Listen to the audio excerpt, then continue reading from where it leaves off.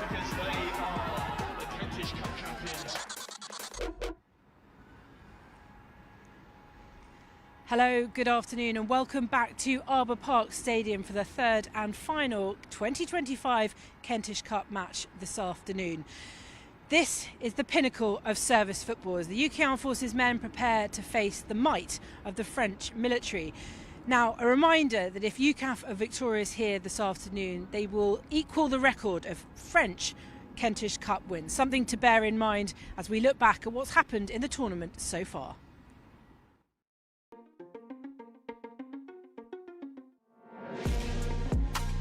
Tennis Campbell, chance opportunity to score, and he has done.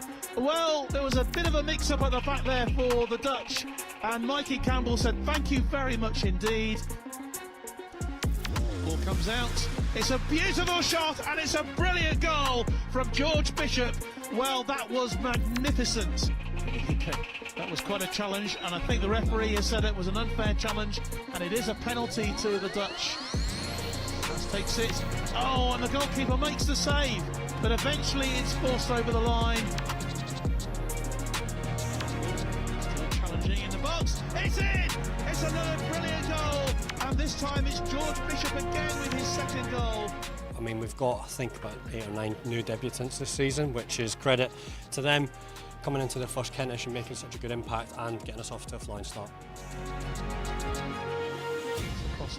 And hooked onto it, nicely collected, and it's cross in, and it's another opportunity for the French.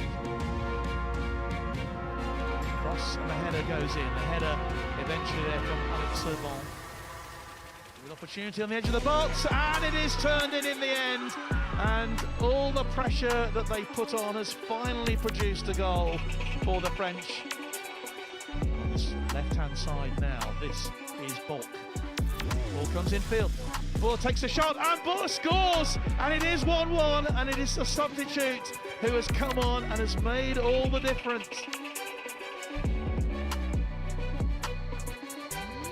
Floated in, and it's into the net, and it's the substitute Ladislas Delimar who has scored the goal from the corner.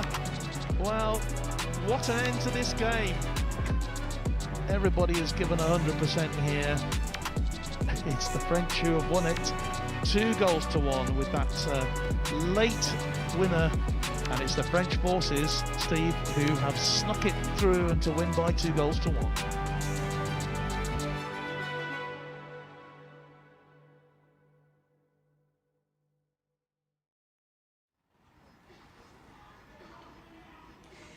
Over the last decade, UCAF have only lost the Kentish Cup once, and that was in 2022 to the French on UK soil. So this is a chance not only for glory, but redemption, and the home team are fired up and ready to go. Earlier, I spoke to their head coach, Joe Collins. Joe, halfway through, half the job done, but I'm sure really you've said to the players, go back to zero, to treat this game as it is, as a oneer. How tough is it to face the French in the Kentish Cup? Oh, obviously it's always a very tough competition, or a tough opponent, should I say. Yeah, we've been prepping 2 different games. So we had obviously the Dutch on Monday, and then we knew what the French provided against us. So we came on Wednesday to look what they did, gave us some ideas, but again, how they set up will be slightly different. So we're prepared and ready. No love lost between the two sides. It is a fierce rivalry both on and off the pitch. It was quite a fractious game that the French and Dutch had on Wednesday. Do you expect more of the same, very physical today? Yeah, well, hopefully, that might suit our game a little bit more. You're playing for honour, aren't you? You're representing your country. I don't think anyone's going to give an inch. So, yeah, we're looking forward to it. I don't know if you know this, but if UCAF win today, they equalise the record, equal the record with the French wins in the entire Kentish Cup history. I'm sure that's not on anyone's mind. You're just treating this as a singular game. But as such an old competition, that honour that you talk about, that pride, I'm sure that does enter the players' minds as well. Of course, we watched the video that you guys had provided, which was fantastic, and showed the lads the history, what's gone before them. Some have been involved in that, some have already had a little mark on that bit of history. But yeah, to rival and match the French wins, that would be fantastic. That's an aim. But at the end of the day, it's just one game, and we just need to go out and win that. And just finally, in terms of injury, the team lineup, you got what you wanted. Is everyone fit and healthy? I know we had a few injuries at the beginning of the week anyway, but. Yeah, we've made one change, and that's tactical. It's nothing to do with we've changed Ryan Kenyon for Aaron Hyatt. We're just looking to play a little tiny bit different. No disrespect to Ryan. I thought he was fantastic on Monday. We spoke about that this will be 2 separate games, and we prepared accordingly. So yeah, we're good to go. One change for us, and we're looking forward to it. Great. Good luck. Thank you very much. Slough Town have been fantastic hosts this week, and I'm sure this final will live up to the quality of football we've already seen on display at this Kentish Cup. On commentary day today we have John Knighton. He's joined by Andy Kutcher and UCAF legend Tom Clace.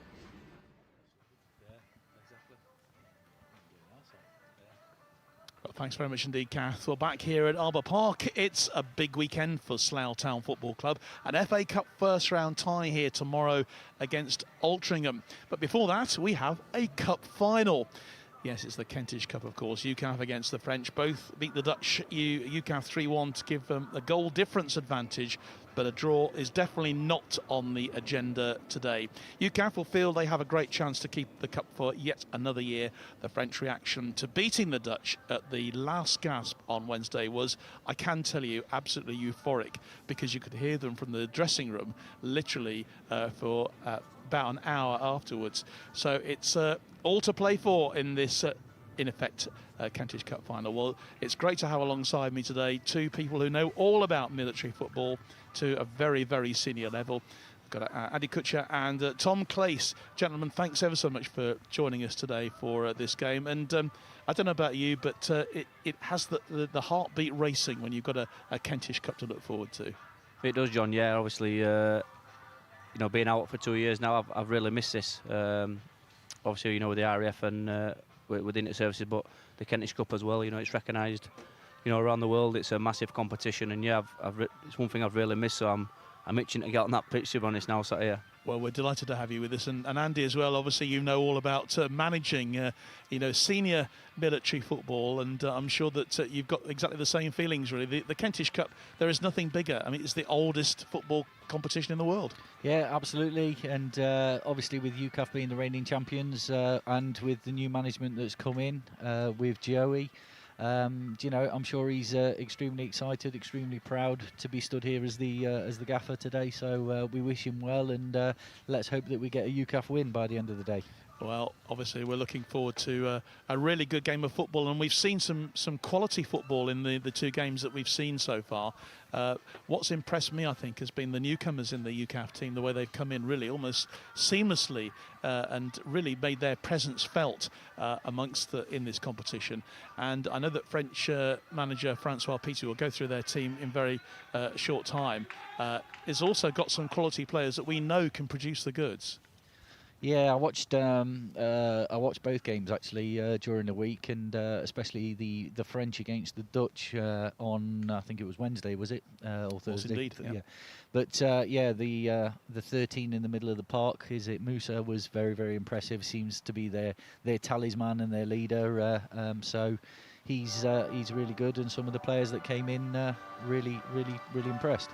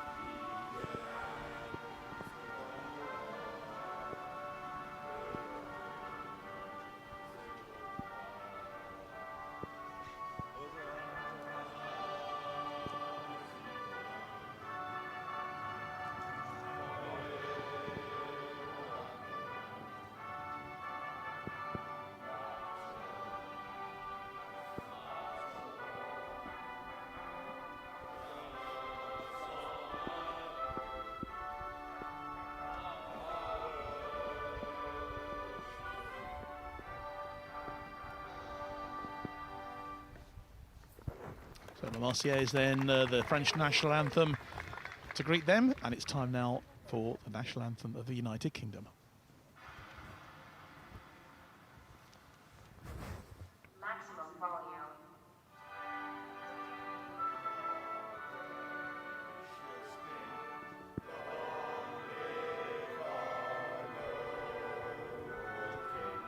God save the King.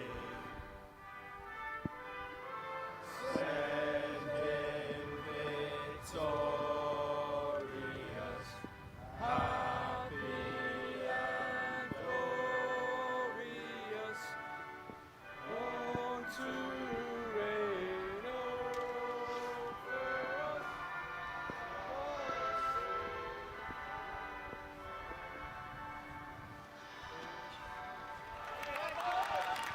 So there we are then, national anthems completed. Time now for the players to be introduced to some of the dignitaries who are here today, representing, of course, UCAF and the French as well. And maybe that's a good opportunity for us to have a look through the two teams ahead of the game. And we'll start with the French side. Francois Petit, as expected, actually has rung a few changes in his team. Players that maybe might have expected to be starting against the Dutch are certainly starting today. That's Vieira, Melvin Vieira wearing number 10. Also Davinama as well. He's starting, Ladislas, who scored the winning goal for the French against the Dutch. Bourdon as well, he is also starting as well. And a really important player for the French will be Moussa Diallo, who really was the player of the match against the Dutch on Wednesday. Really influential in midfield. He's going to be vitally important for them. And Quinton Sergei, also, he's now assuming the captain's role, which he had last year. Quinton Sergei wearing the right back's position, number 2. As far as UCAF are concerned, well, only one change that Joey Collins has had to make to his starting lineup from the victory on Monday night, and that is Aaron Ayat, who's come in at number 10, the really influential and brilliant RAF player. Aaron, who only literally joined the squad, I think, quite late because he's been called away on important duties, but he is back in the team and he'll be making a massive contribution to them today.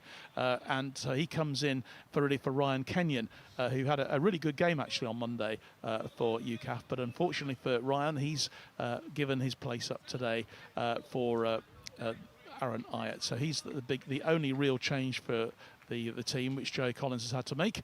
And I suppose, gentlemen, really that's great for UCAF's point of view, having a settled side to choose from, and Aaron will make a big difference. It is, yeah. Obviously, knowing Aaron is a fantastic player. You know, Cookie brought him into the squad a few years back, and he straight away he made us a lot stronger for the RAF. Great footballer, and I think today the French, well, they'll know about him from previous, but I think he'll add that little bit extra class today from the other day as well. So yeah. And we know there's class all over the UCAF side as well, Andy. And you know, it's going to be a big battle to see who can keep Diallo at bay today. I've got a feeling it might be actually fall on the likes of Sam Dawson to keep Diallo at bay, who's a real playmaker for the French. Yeah, absolutely, and it'll be a really, like you said, it's probably that responsibility is going to fall with Sam, which will be a great challenge for him. But it's a real test, and you know, Sam's come through the ranks with the under 23s in the RAF, and then obviously up to the senior rep team, and he's now established himself within Joey's squad. So it'd be really interesting to see how he performs. But he's a fit lad, he's a physical presence, he puts himself about, great pace. So I wish him a really good battle with the French today, and let's hope he comes out on top. It looks like UCAF are lining up in their usual three at the back, obviously with the two wing backs with Brodie Gray and Phil Bright on the right and left hand side. They're going to be kicking the game off with their captain, obviously inspirational captain Mike Campbell, who got that opening goal against the Dutch, and UCAF wearing red shorts today. They were wearing blue shorts on Monday, but in their white shirts and blue shorts, the French in their normal blue and white. And nice for both of you gentlemen. I think some reunited with some old mates and some old colleagues. So they all know that you're commentating today. Yeah, they need to get their head on the game, John. Just waving over, but yeah, good to see a few ex-Sex players and that. Yeah, it's brilliant. Well, these early moments obviously important in the game for both sides. Be used to this pitch now here at Slough, and UCAF will build on the excellent possession that they enjoyed really against the Dutch. Be interesting to see how the French take them on. Here's Brodie Gray coming forward immediately. Nice touch from Campbell, and straight away an opportunity going into the box. That's a really nice bit of play there from Jack Barber as the rain starts bucketing down here on us at Slough, and as we probably expected it would do. We've been expecting a sharp shower or two to fall on us, and that is exactly what's happening. But obviously it won't affect the pitch, the 3G pitch on the far side. It's a good run on that far side from Vieira, who's one of the players who's coming. He started on the bench against the Dutch on Wednesday, but great positioning there from Mark Drysdale. Yeah. I think, you know, he's just cut out that cross, you know, a little bit of pace from the French winger there. So great positioning, cut it out, nice and calm, and just UCAF back in possession of the ball. Nice ball through from Bright, hooked up into the air by the man who was captaining the French team on Wednesday, Destiné.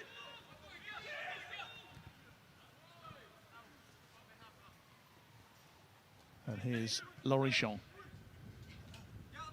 And Bourdin. Back to Lorichon again.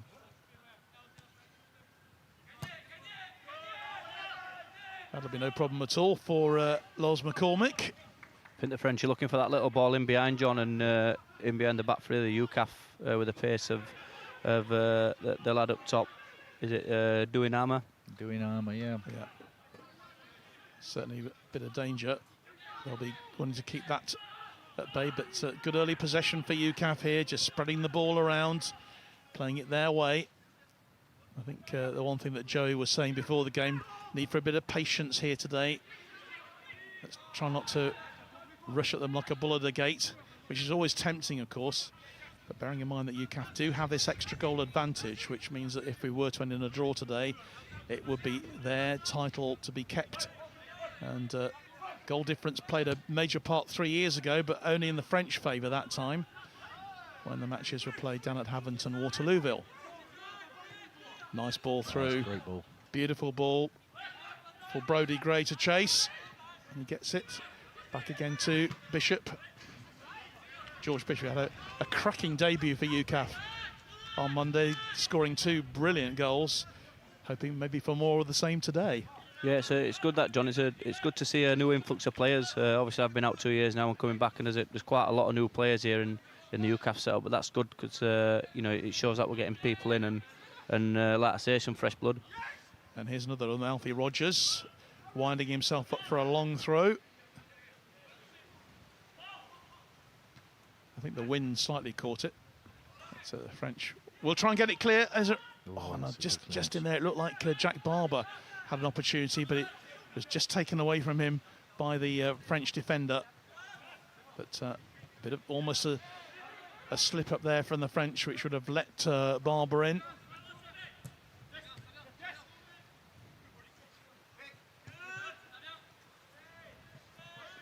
Good press from Bishop there. Eventually, Lorichon has to go back to his goalkeeper, and the French will build once more. Yeah, I think you mentioned before the game about this Melvin Vieira, this 10 for the French, but already he's composing him, making an influence on the game. He seems to be just have a bit of a floating role, but looks a very, very comfortable and tidy footballer from what we've seen straight away. And here's another of them actually, and that is their number 22, Baptiste, who I thought had a very good game against the Dutch as well on Wednesday. There's certainly some dangerous players in this French side, no doubt about it. Looks like there's Frank Leboeuf at the back. Just for those older viewers, might remember the old Chelsea centre-half. He's been around years, that lad. He's, I remember, a good few years ago, we looked at him and didn't think he was a footballer, but Vincent Destiny. Yeah, he was a very good player. Well, he captained the team on Wednesday. French with a chance on the edge of the box, and they will get a corner. They'll get the first corner out of this. Looks a very different French performance already from what we saw on Wednesday. Yeah, they're popping it in the ball around quite nicely at the minute, just controlling the game. I think UCAF just need to get hold of the ball, just maybe settle the tempo down a little bit, because at the minute the French sort of seem to be dictating the pace of the game. Well, Vieira will take the corner on that far side of the field from our camera position here. UCAF have pulled everybody back, so it'll be interesting. No out ball, but obviously keeping it tight and a clean sheet to start. Bit of a melee in there, and that's has gone just a little bit too far, and I think it's just rolled out for a throw in, hasn't it? Yeah, just out for a throw.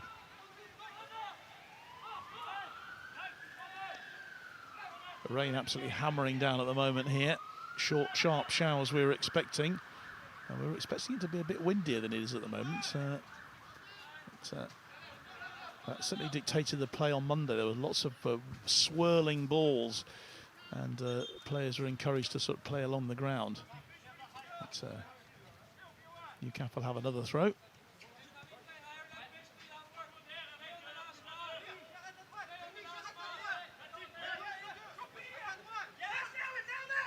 Alfie Rogers then with the throw. Headed on. And here's another danger man for the French here, Diallo. Yeah, he had player of the match. Yeah, he had a really good game on Wednesday. He was a real threat. Some great feet, some good skill, and really hurt the Dutch. And here he is again, just pulling the strings. UCAF can't afford to be giving the ball away in those sort of positions. On the edge of the box now with Robic. Cross comes in from the captain. Okay. And brilliantly cleared it eventually by the big Dutch, our big defender there, Alfie Rogers. Yeah, Cammy's just tried to roll him there, hasn't he? And to be fair to the centre-half, he's just stepped in there and won the ball and won a free kick for his side. But unlucky there for Cammy, but he needs to keep doing that, occupying the centre-half and trying to roll him, getting behind him. 0-0. We've just been playing, 7 minutes here. The sort of opening to the match we probably expected. And the French certainly showing a lot of their attacking prowess at the moment. Offside flag goes up on that far side of the field. Mentioned the officials here today. Scott Crowhurst is officiating. He's refereeing today with Ryan Hefferington on the far side of the field. And Faisal Bogadar, who the French official who is officiating on his assistant job on this near side here. Yeah, done that a few times now, UCAF. They just need to settle down and just keep the ball a little bit. They're just a little bit impatient to get it forward.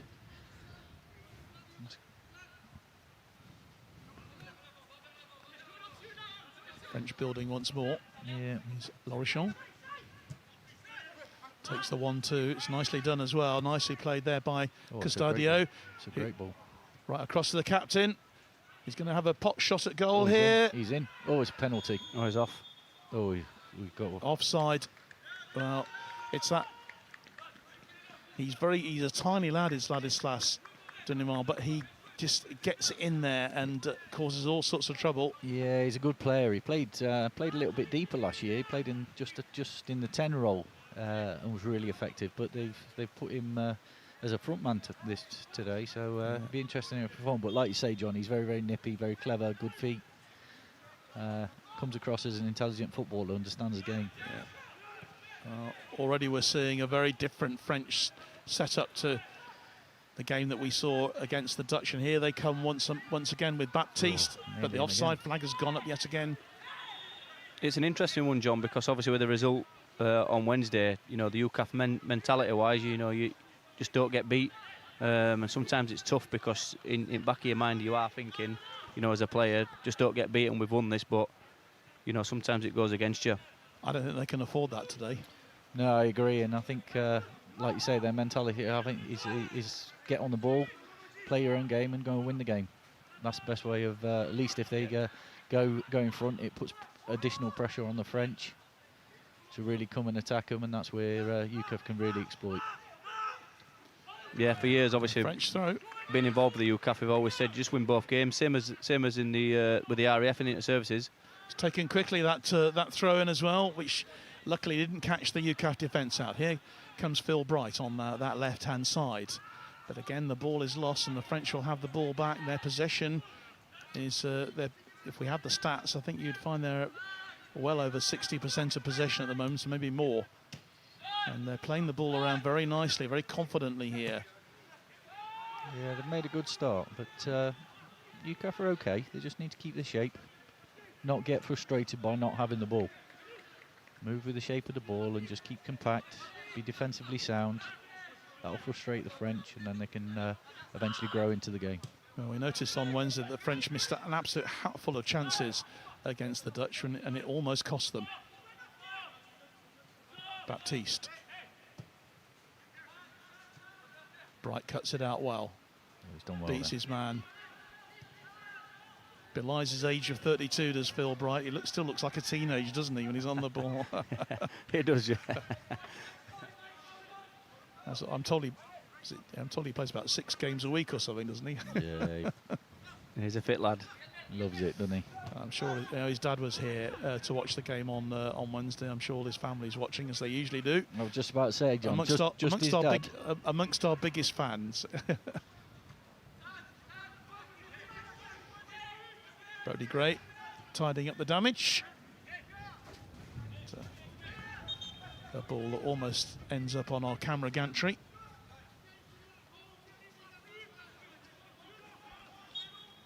Rain still falling here.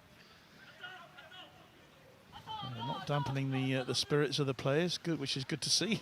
Just dampening us, John. That's Just all. yeah, we're undercover. Good header clear, but only as far as Baptiste. No, Shot it's a comes great in. block. It's a good block again. Yeah, it's actually Robic actually had got the shot there. Just seemed to be a little bit on the back foot, UCAF. Just a little bit second to the second ball. Yeah, I think we're showing them a bit too much respect, you know, and I think we need to start stamping our authority on this game, and you know, like you said, Cookie get on at ball and play at our tempo. Good play from Robic again. This time he finds Baptiste, who skates through the middle. And that'll be another corner to the French, their second corner of the match. I think Matt Drysdale started brilliantly. He's cut out quite a few balls. He's reading the game very well back there. Yeah, he's trying to run the well there, isn't he?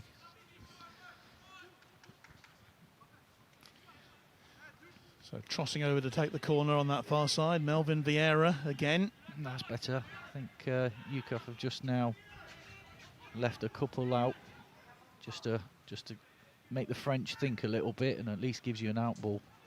It's a good in-swinger, and McCormick does well to get his hand to it.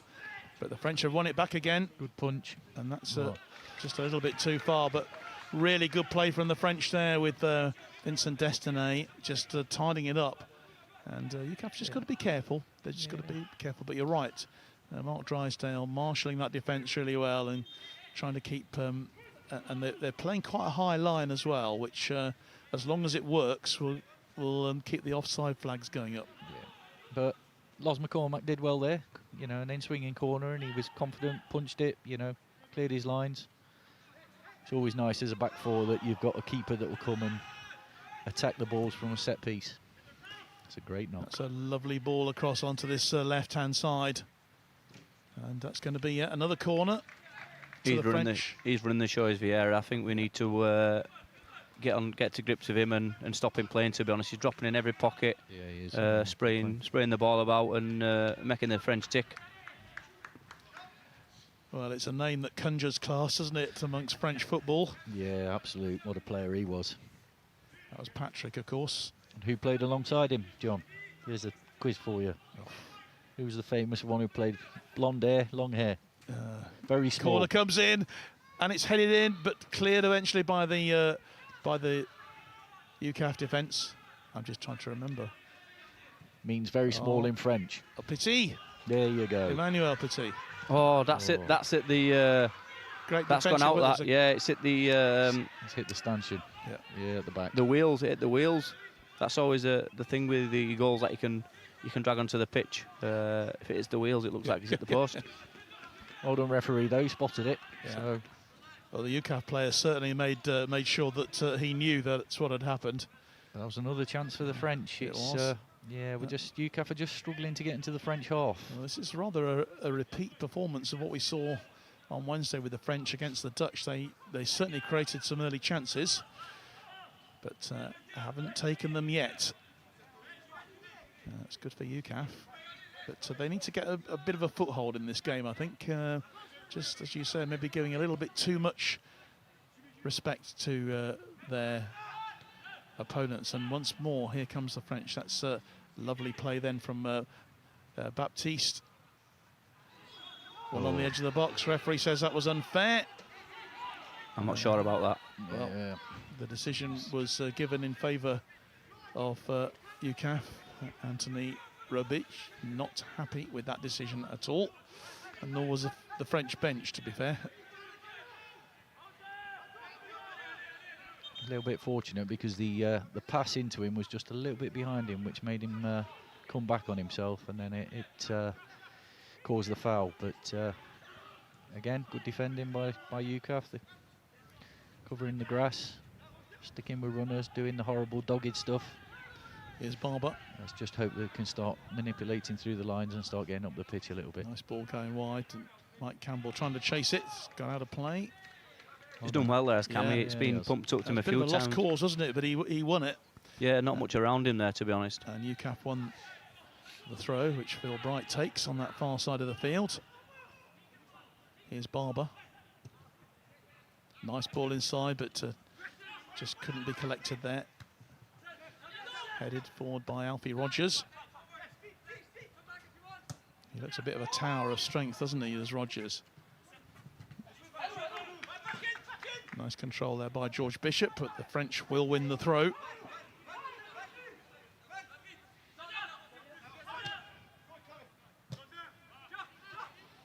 This French side looks very well drilled to me. Yeah, they look very sharp, don't they? They look very comfortable in possession, pop the ball about. Plenty of experience. There's Petit bought at least 6 players who competed in last season's Kentish Cup. And he's one of them, Lorichon. Oh, that's good football. It's nice stuff from the French, it really is. Out wide to Vieira, and he wins another throw. Yeah, it's a little bit of a role reversal because Musa was the playmaker on Wednesday, and sort of Vieira's come in, and Musa's gone a little bit quiet. He seems to be doing he's been doing the holding role in the middle of the park and allowing Vieira to get on the ball. So it'd be interesting if they swap roles and allow Musa to get a little bit on the ball. Well, Vieira was a late substitute for the French. They made quite a lot of late changes. I suspect that might have been a deliberate policy. But of course they did have to win that game, and they very nearly lost it. Yeah. They've made a good start here, but UCAF are, they've got to take positivity from. They've not conceded. The French have had a lot of possession, a lot of the ball, but UCAF have stood strong. So heading towards 20 minutes played here. As you say, Andy, still 0-0. And while it stays like this, speak of the devil, lovely there he touch is. from the French. Ooh. Yeah, Corner ball. Oh. No, it's a goal kick. Goal kick. I think it's vital with the 3 and 2 we've got in the centre of the park that they don't play through us, but at the minute they are playing through us. Yeah. We need to keep them wide if that's the formation, or that's what we're looking to do. We need to keep them wide. Here's Brody Gray, lovely control from him. Lays it forward, but only going to find a French shirt in the form of Lorichon. He gets it back from his goalkeeper. It's a great ball. It's just too easy in the middle of the Oh, park. that's a lovely ball. It's really nice control from the French. Here's Custodio. He scored the opening goal for them against the Dutch. The referee's given the free kick in favour of UCAF in the end, Scott Crowhurst. Yeah, it's good defending, but he's a big unit, so he's got his body across there. You're not going to get around him, so he got his arm across. Great defending, and won UCAF the free kick. Well done. Just a bit of treatment is going to be needed, I think, as well for Sammy Dawson, I think. Yeah. He don't look great though, does he? No, Looks looks like he took it. He looks like he's a bit dazed. Yeah. Is that I didn't see the clash. Was it a head or a knock? I'm not seeing anything. Also down is French Remy Castudo after that challenge. But yeah, not good to see Sammy Dawson down there. No. Stockton on tees, 26 years old. Yeah, do you know what? It's a great opportunity for Joey just to get the squad in and get the team in and just calm them down, give them a boost of confidence, just give them one or two little instructions, and maybe some of the dark arts. I'm hoping Sammy gets up, but it might even be a little tactical taken in, and let's just reorganise ourselves and calm ourselves down. So I suppose if it were that though, Cookie, you'd expect keeper to go down. Yeah, true. Yeah, because he's got to go off the pitch. Yeah. So, referee just having a word with the French team as well, and hopefully we'll see Sam Dawson up in a moment. See if any changes are being made. The French not quite sure why the French physio's on the pitch, but well, he was taking a look at Remy Custodio, who's he's holding his mouth. Yeah. Yeah. Right. So Dawson is up, but he's looking a little bit uncertain on his pins at the moment. Yes, it is. It seems to be his left leg, doesn't it? Just trying to run it off at the moment. Yeah, let's just hope it's not a hamstring or a little tweak on the hamstring, because that's. It's not. Unfortunately, you don't see many players run off a hamstring injury. And they've been pretty busy, the UCAF defence so far. Yeah, but they've they've a lot of work to do. They've stood their ground though. Yeah, they've stood firm, haven't they? It's not. It's been a tough 25 minutes for UCAF. But all they can do is grow into the game. And it's still 0-0. If you're just joining us live here on our Forces News YouTube channel this afternoon, very welcome wherever you happen to be. And UCAF taking this immediately, just down to 10 players at the moment. Dawson's still off the pitch. We'll have to wait for 30 seconds to come on, if he can come back on. He's waving his arm at the moment to suggest that he's probably going to be okay. We hope he is. I'm not sure, because it looks like they're getting someone ready. Yeah. They're readying someone over on the bench, giving him his instructions. So yeah, I don't think he's right. That's lovely play there. Great bit of work then from Jack Barber, but the French do have it back. There's a bit of a gap at the defence, and nice work from Phil Bright there. They just need to keep the ball and run this 30 seconds down. Well, I don't think he's coming back. I don't think he's coming back.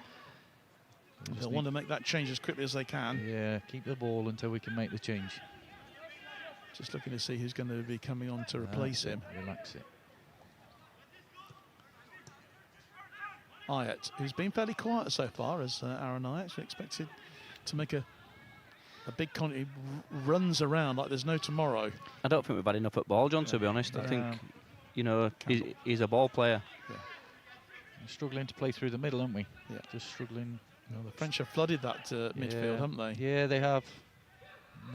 They've been sharp. Just put your foot on the ball and wait till he's ready. Yeah.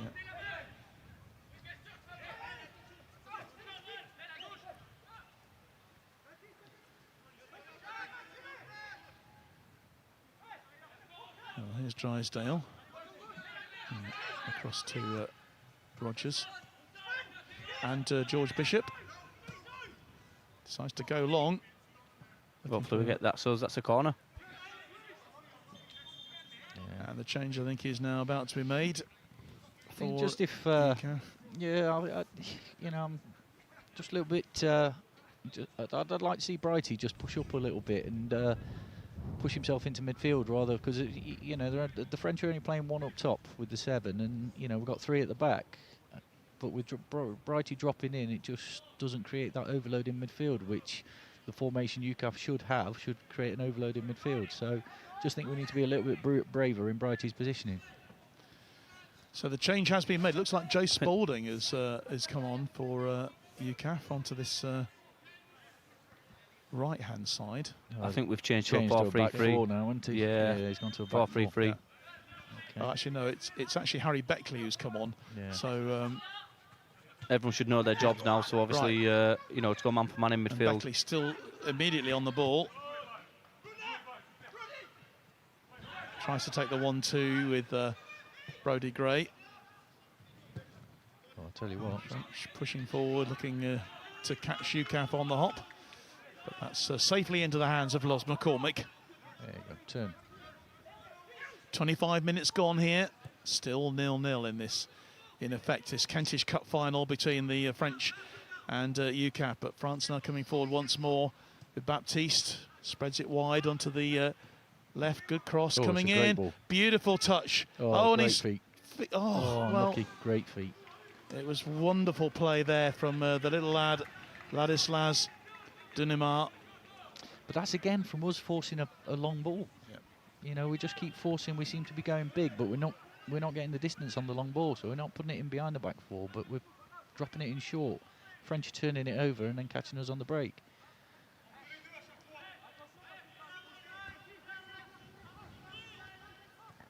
Well, the French certainly threatening. That's their 3rd really big opportunity in this match so far to take the lead. They failed to take it. High press on McCormick. Oh, done well again. And they're certainly on top at the moment, the French forces team here. Few just looking over towards the UCAF bench. Of course, they've had to make a change, and that will mean a change of tactics, going to a flat back 4. But whether it stops the French or not, that's another matter. That's brilliant play again on that left-hand side, and that's another corner to the French.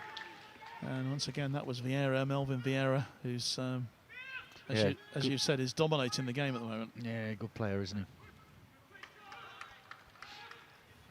4 corners to the French so far. And Vieira once again is going to take this one. He puts in a great ball as well. It's an in-swinger, isn't it? And just looking who's gone up there. A towering figure of Moussa Diallo. Yeah. But it's not always the tallest players who get on the end of it. That's Commentator's curse there, Tom. That's why we're doing it. Yeah. Great ball in, straight out of play. Straight out of play. Side. Brilliant. well, I'm sure UCAF will be happy with corners like that all day.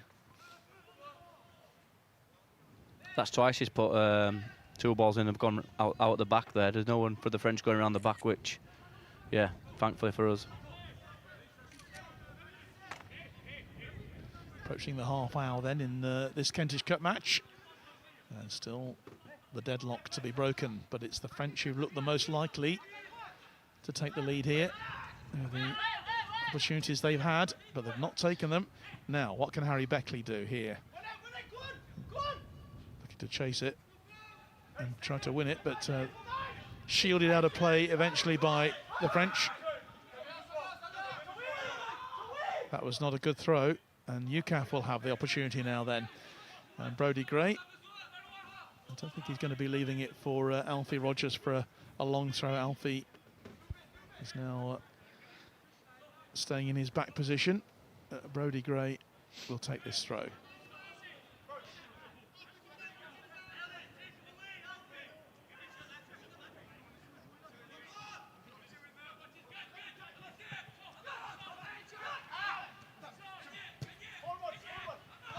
I think it's going to rely a lot on the experience of these UCAF players to see this one through. Players like Gray. Beckley with a good cross, cleared eventually by Destiny. And now the French have an opportunity here. It's UCAF recovering well, Yeah, keeping their shape. Yeah, got back into good shape.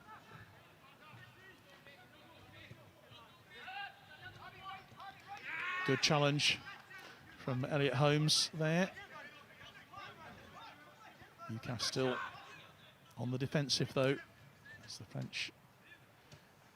Some really nice play here. Lovely ball going in. Goalkeeper will have to get there. No, he's done. He's just a live wire, isn't he? He He's really is. Just a Gets the cross in. just plays off the Number shoulder. 7, Ladislas. Yeah, But now, what can UCAF do here? Can they bring this one forward? shorten it up. Just looking for a bit of support. There's Harry Beckley. Instead, it goes back and just trying to get some possession, some quality possession for UCAF. Drysdale. And Holmes.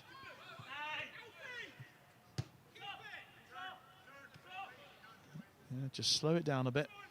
Yeah, it was a good shout there. Yeah. You know, somebody's just shouted across to the back forward. Just keep it. Just That's a think, nice. oh. That could have been a brilliant ball. Unfortunately, Jack Barber just unable to get on the end of it. And he challenges again, unfairly, says the referee. It's good pressure though. Yeah, I don't mind that. Yeah, you don't mind. Yeah, you're It's right. probably UCAF's best spell of possession, really, Yeah. in the game so far. Yeah, Seem to be a little more compact in this formation. yeah.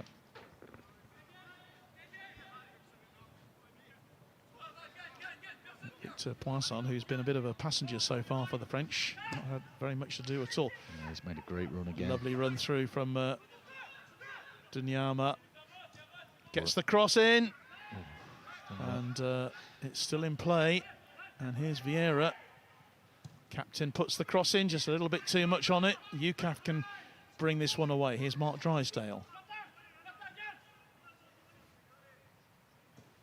Decides to go cross field. That's a really intelligent pass. Finds Phil Bright. Just plays the cross in. It will be picked up though by Aaron Ayat. That's a good challenge. UCAF win the throw. Opportunity gone. It's better though because they played a little bit quicker there. It's just opening up. Just need to raise the tempo a little bit and move the ball a little bit quicker. A bit short of that extra few passes, you know, it pulls them out. Yeah, We were going a bit direct to begin with. yeah. Elliot Holmes finds Brodie Gray. It's that ball into midfield that they're just not quite trusting, are they? You know, and just like you say, it just bounces and then opens up a little corridor in behind you. Well done, Aaron. A nice work Now then you from can slide. Aaron Ayat. Oh, that's unlucky. He's going to be an important player for them today. Yeah, he will unlock a door, but you've got to give him the ball. He's got to keep finding him. Here That's we go nice again. work from Bishop. Oh, that's a foul. Who's fouled? Yeah, that's good. He wins a A free lot kick. better. We've come into the game now. A lot better. Opportunity now just to get a couple of the centre halves up. You know, Mark Drysdale will travel up there. Alfie will travel up. It's all about the delivery now. To be fair to him, without commentators' curse, Brodie's got a great delivery. Why did you say that? He's going to put this on the money. I fancy Brodie to have a shot here, to be fair. There's Alfie Rogers up there as well, who's unmarked as well on that back post. So some opportunities maybe for UCAF to produce something from this set piece. And how efficient can they be? So Gray then with the free kick. He's got Phil Bright just outside him on the left-hand side. Looks like the French are going to have to make some sort of alteration to things. It's Vieira just being having a check of something. Yeah, picked up a knock, or is that a blood? Anyway, play will go on with the French temporarily down to 10 players. Gray with the free kick, which came to nothing in the end. Killed me, hasn't he, Brody Gray? Yeah, told you don't say that. Beckley goes for safety back to his keeper.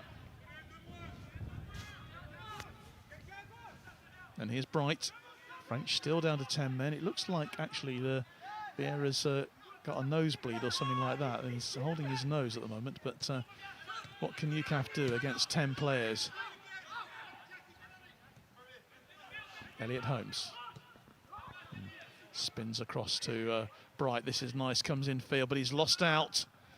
Needs to get back into position. French will now bring it clear again. Nice work there from Roebuck, number 12. Yeah, but George Barber's done well there because he stopped him playing forward. In fact, Vieira is on the field. He's got a player down on the far side.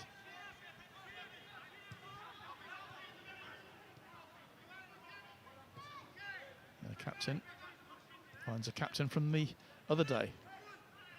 Well, it was a strong challenge. It was a little bit too strong, I think, in the end from Aaron Ayet on his opposite number 10, Melvin Vieira.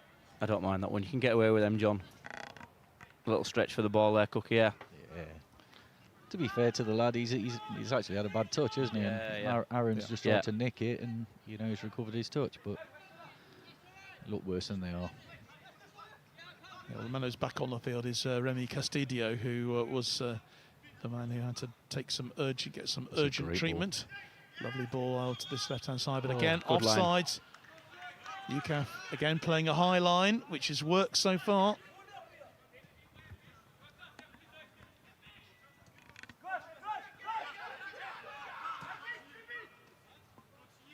So this time an offside goes up against Mike Campbell. I think it's a throw-in. I think it's gone out of play. French official, keeping an eye on things on this side of the pitch. That's better.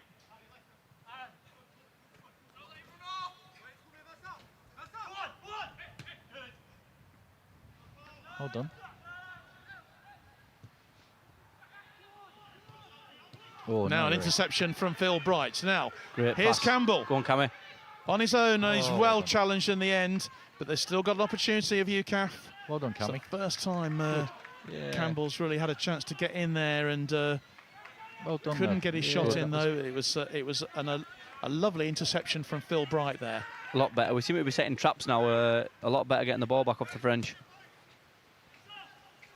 As the rain hammers down here again in Berkshire.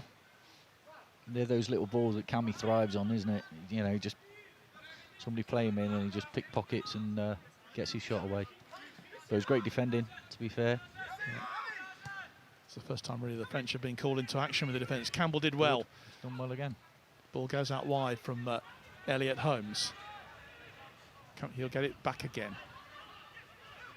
Going to get the cross in. Oh, well Brody Gray. This is better stuff from UCAF here. Yeah, a lot better. Nicely out to Beckley on this right-hand side. Beckley takes on, fairly hefty challenge, and the referee says that's a goal kick. I think Beckley thought he might get a bit more out of that. French have got another one down there. Yeah, the man down is Valentin Lorichon, who's been on this left defensive side of the pitch. So I think we're going to have a little bit of stoppage time at the end of this first half. Nearly 38 minutes played. He is back on his feet again.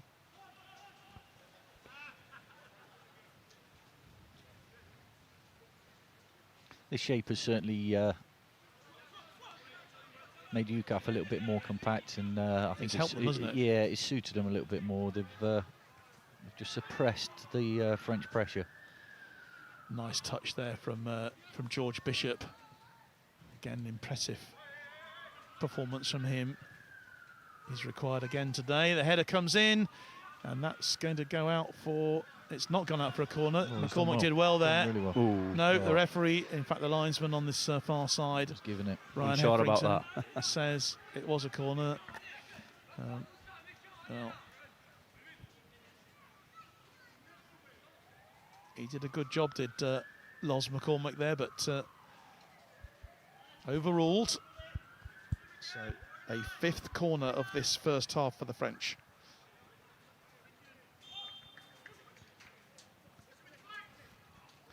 Outswinger. On the end of it, straight into a pile of players. The shot there from Robic. Good lad. Yeah, it was good. Good win. Here's Vieira. Oh, it's a great ball. And Oh, well. equally good defensive work there. Brilliant work then from Alfie. Alfie Rogers. Yeah. But French still threatening. Good, good, good. Nice, Well done. nice work there again from Elliot. Elliot Holmes. They know their jobs, don't they? They really do. Yeah, just I'd like to see Elliot get a little bit Ayat. more into the game. He's been pretty quiet. Here's Aaron Ayat, gets a second chance. So that's a lovely through ball. UCAF claiming a free kick, but they're not going to get one. To be fair, he's won the ball. And the French look very dangerous, piling forward Oh, it's a- again. Oh, That's it's a unlucky. nice through ball, and the pace Yeah, of it's good. It's good. It's quick Dunyama and good. there was amazing. But the man who has gone down is Melvin Vieira, the number 10. I think the game's suiting UCAF when they play a little bit more quicker and play at pace. Winning that midfield battle now. We're getting on second balls, not letting them play through us, and yeah, using ball a lot better. Like we said, Yeah. Cookie, you know, a bit shorter up, shortening the play up instead of going direct. Well, if you're just joining us, it's an enticing battle here at the moment. No goals, but plenty of action. You could say the French have dominated the game in terms of possession and chances so far, but UCAF looking pretty comfortable for the most part. Certainly they've had to make a change with Sam Dawson having to go off through injury. It looked like a hamstring injury. I think you guys were possibly saying that's what it was, and but they've had to switch to a back four, and that seems to be suiting them better. Yeah, definitely looked like an hamstring for Sam. Beckley's come on, onto the right wing, and he's lively, he's strong, he's a powerful runner. But like we've just been on about there, I think the change of formation is, you know, it's like the old 4-4-2 now. It's 4-3-3. It's a simple, effective formation, so everyone knows the job's in that. Oh, Vieira just still receiving a little bit of attention from the French physio. He doesn't look too happy, I must admit. Because these artificial pitches, they're very unforgiving, aren't they? Yeah, they get even worse as you get tired. You know, you get heavy legs, and like you say, a lot of players pick up injuries. But at the same time, they're a great surface to play on. You know, you can't blame the bobble. But and the lads enjoy playing them. You can zip the ball about and pass the ball the way football should be played. I've blamed the bobble a few times on this cooker. I bet you did, yeah. Well, there's some patch up being done on Vieira. He looks in quite a lot of pain over there. And yeah, he's having his thigh strapped up. He's a really important player for them, and if he were to be missing, that would be a big loss for them. Yeah, it'd be a massive blow because he's their sort of he's been their talisman in the first half. Their playmaker, everything's really gone has. through him. Maybe that's why they didn't play him, start him on Wednesday, John, to save him for today. Yeah, possibly. He certainly made a contribution as a substitute, but yeah, maybe he is carrying an injury that's been aggravated. But it's not stopping the French coming forward with their captain Sergei on that right-hand side. He's made a lot of ground, but he's gone back again. Out of play. So all that good work for the French wasted slightly. They were not happy with the decision, but it is a UCAF throw. And Melvin Vieira is back on the pitch now. So he's... A little bit strapped up, is he? Yeah, looks like he's had his, I think it was his right thigh strapped up a little bit. He seems to be moving reasonably well. That's better. That's that ball into midfield. It just gives you a little, times. just opens up a corridor in behind. There you go. Keep moving it in Barber. there.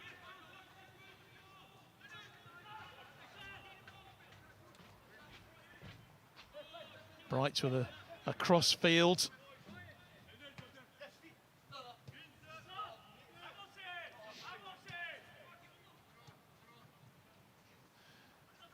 Nice control from Drysdale. And Ayat just played a little bit too far. Possession goes back to the French. And here they go once more. They do look dangerous. Here's Vieira getting his first touch of the ball since coming back on. Be interesting what they do second half if it still stays 0-0 at half time, because the French have got to go out and win the game. Yeah, definitely. Yeah. So that might suit UCAF. Just be compact, be patient. And if the French open up a little bit in the second half, that's where you can exploit. Well, this opening goal, absolutely vital in this Absolutely match. crucial. Yeah, you're right, John.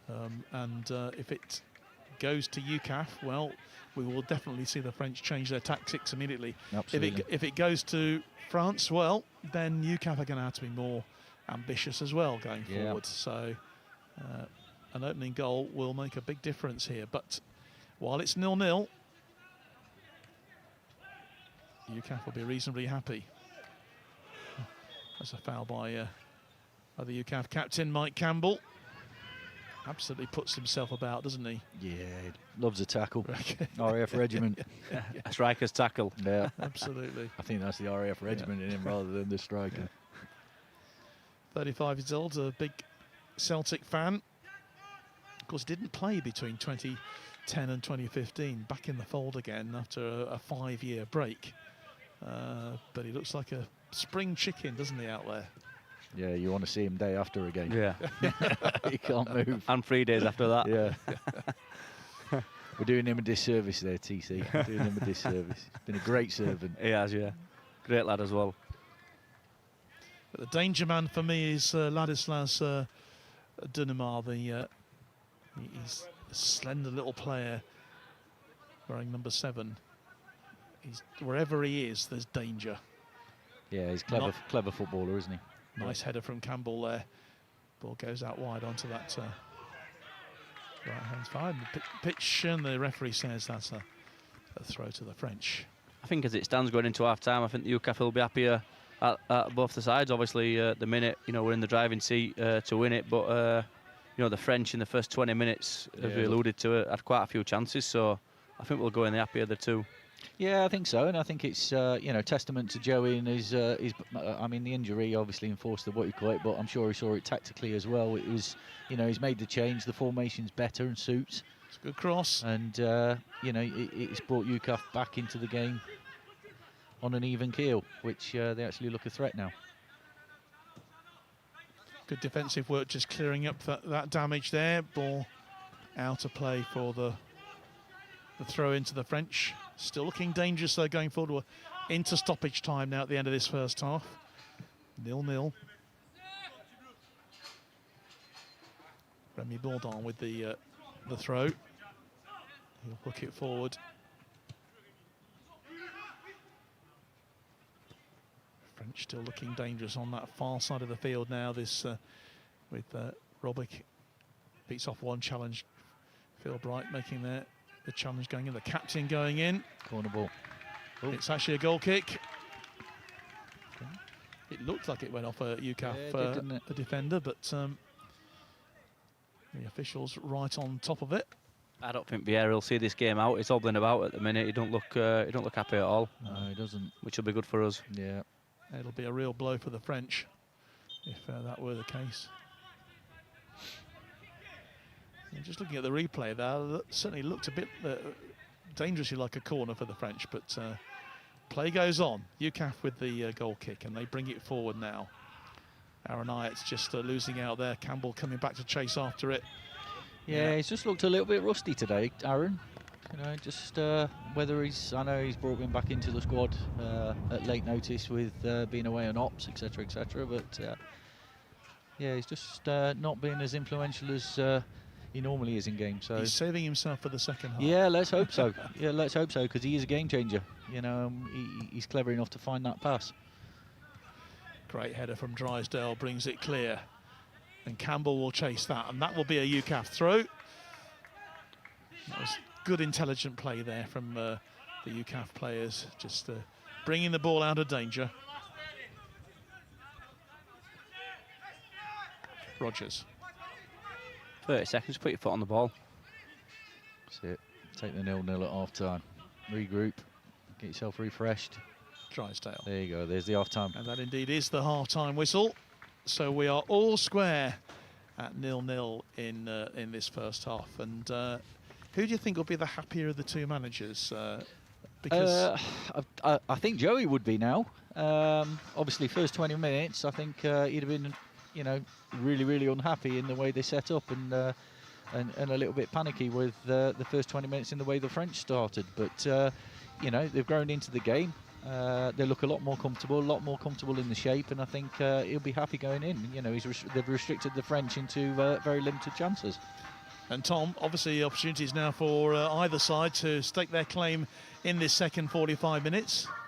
Yeah, definitely. Yeah, John. Obviously, like we've already spoke about, you know, throughout the half. Obviously, the French have to come at us now. They've got to win the game. We don't have to win the game. You know, hopefully we don't just sit back. But I think gaps will appear because, like I say, they're going to try and throw. Well, at some point they're going to have to throw the kitchen sink at it if, you know, obviously it's tournament football. So, you know, there could be gaps for us. But we just need to keep composed, which I think we have the last 20 minutes of the half there, and I think we'll be fine. Tom Clace and Andy Kutcher, thanks very much indeed for joining us today. Their thoughts then, as we are at half-time here in this Kentish Cup final, in effect. It is scoreless between the UK Armed Forces and the French Armed Forces. We've, of course, got the second half to come very, very shortly. But now let's just remind you, shall we, at half-time, of what happened here on Wednesday when the French took on the Dutch.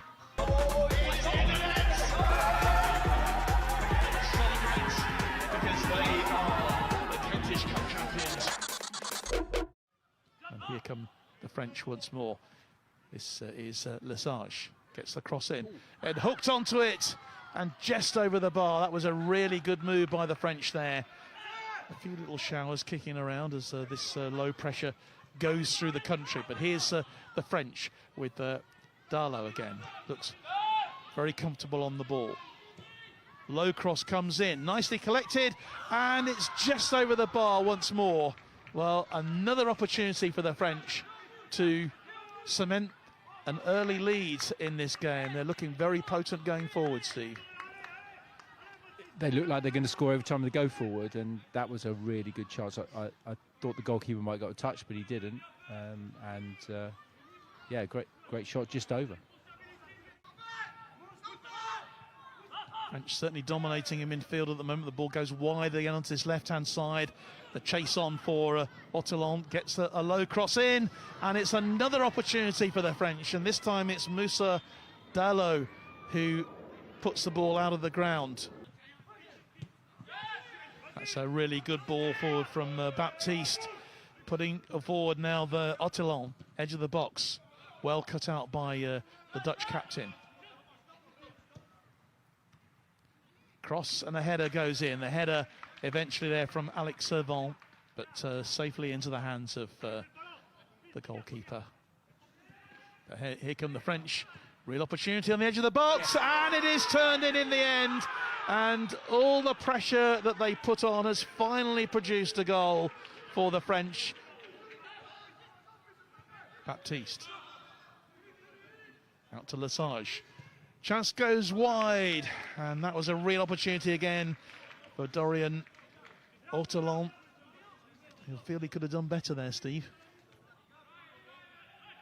It was about this time in the game against UCAF where they won the penalty to bring themselves back at 2-1.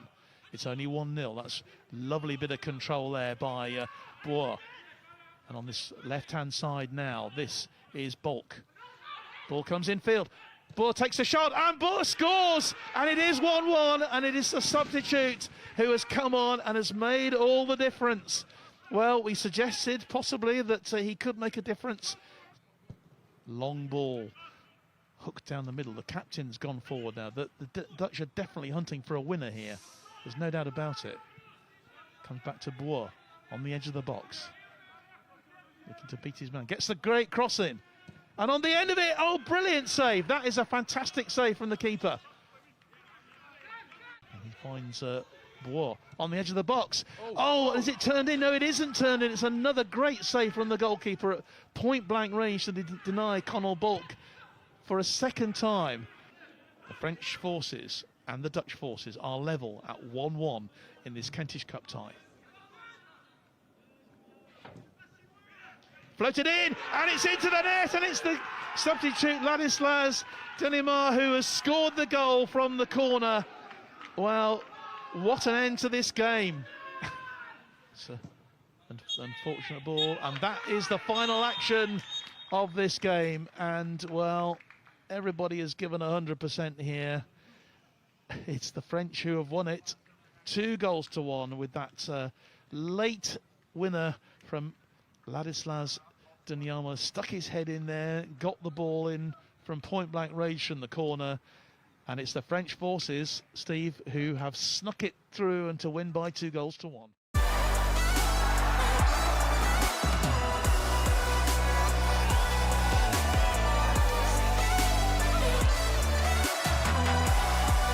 The British military might fight together to defeat our enemies, but when it comes to sport, it's strictly British Army versus Royal Navy versus Royal Air Force.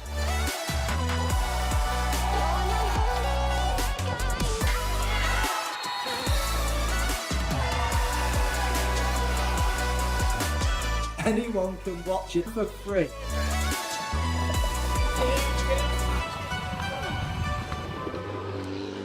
Would you rather a weekend in Paris or Amsterdam? Paris if I'm with my wife, Amsterdam if I'm on my own. Good answer. Amsterdam. Yes, definitely got to be Amsterdam with the boys, yeah. Would you rather watch PSG at the Parc des Princes or Ajax at the Johan Cruyff Arena? I'd rather watch it at PSG. Definitely PSG. Okay. I'd go PSG, a bit more entertaining. Probably Ajax. History and that. Would you rather have Virgil van Dijk or Kylian Mbappe as your captain? Van Dijk. Mbappe for me. I'll say Van Dijk because I'm a Liverpool fan. Ah. I'll say Mbappe because I'm a striker. It's Virgil van Dijk. Big Virg all day. Yeah. Would you rather be coached by Louis van Gaal or Didier Deschamps? Didier Deschamps. Purely because I think he'll fancy a red wine after the game. Van Gaal because he's a bit of a nutter. It's a shot. I've got Van Gaal.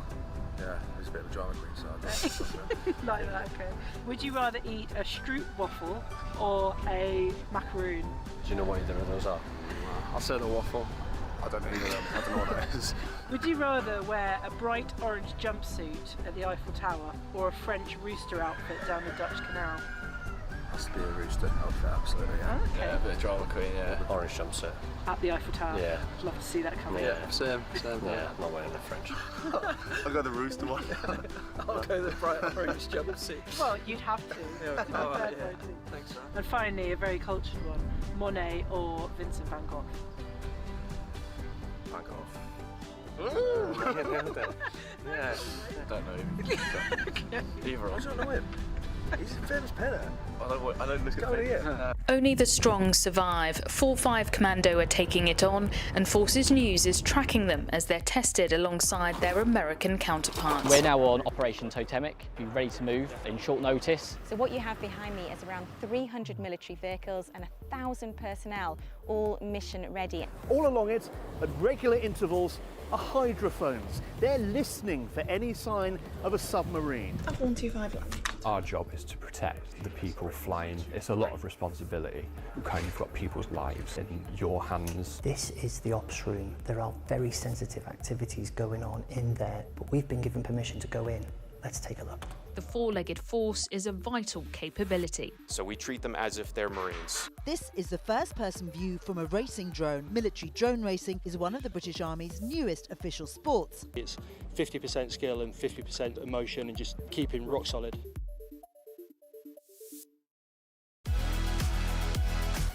Hi, I'm Kyle Dixon and this is In Case You Missed It. Army cricketer Georgie Cant has made an impact at the Gloucestershire County Cricket Awards. She's the 2025 Women's Player of the Year after a number of impressive performances for the county.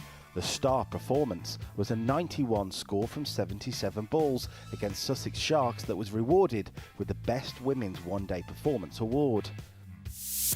A testament to the sport of angling, Sergeant Stephen Reid has been crowned the 2025 RAF Sportsman of the Year, ahead of motorbike racer Corporal Ken McLeod and triathlete Air Specialist Class 1 Sam Murray. In his speech, Reid made light of fishing having its critics. Probably people think fishing, but there's something about it. It's nature. It's, you know, there's so many things that you have to overcome. It's you know, I always tell people who don't understand that it's like a chess game against nature. The Women's Award was picked up by cyclist Corporal Sarah Toms, who had an outstanding year on the bike. Triathlete Flight Lieutenant Harriet Hayward and Archer Sergeant Eleanor Spinks were also nominated. Elsewhere, the Team of the Year went to the Men's Rugby League team, who celebrated Tri-Nation success earlier this summer. It's now 4 bouts and 4 wins for Royal Marine George Crotty in the professional boxing scene. In what is to date his biggest fight night of his career, on the Wardley Parker undercard at the O2 Arena, Crotty dispatched Bahadur Karami on a point decision. Crotty's title hopes continue to grow. The military making a splash in English Rugby Union once again. An Army star has made a big move this week as Monokolo Komatai joins Harlequins to link up with Army teammate Lauren Brooks. Komatai has been a sensation across both codes for the Army and represented Fiji at this year's Rugby World Cup.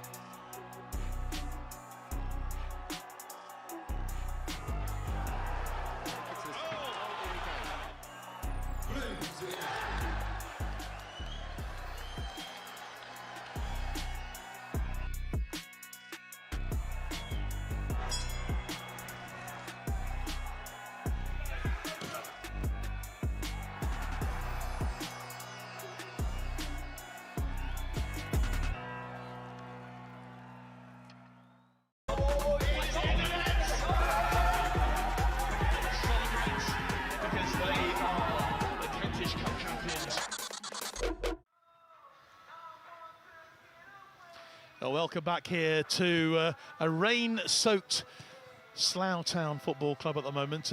Just waiting for the players to come out for the second half here. And it was a pretty even first half. Well, maybe the French wouldn't agree that because they had the majority of the play. But when UCAF were on the ball, they looked very efficient. And, well, it's 0-0 here, scoreless at half-time. Everything to play for in the second half. Tom and Andy are back with me. Tom, just bring you in first of all. And what do you think Joey would have been saying to the players at half-time? I think, obviously, you know, from the first 20 minutes, 25 minutes when the French were on top, just you know, don't get frustrated. Obviously, you know, a lot of the European teams have a lot of the ball. You know, don't get frustrated.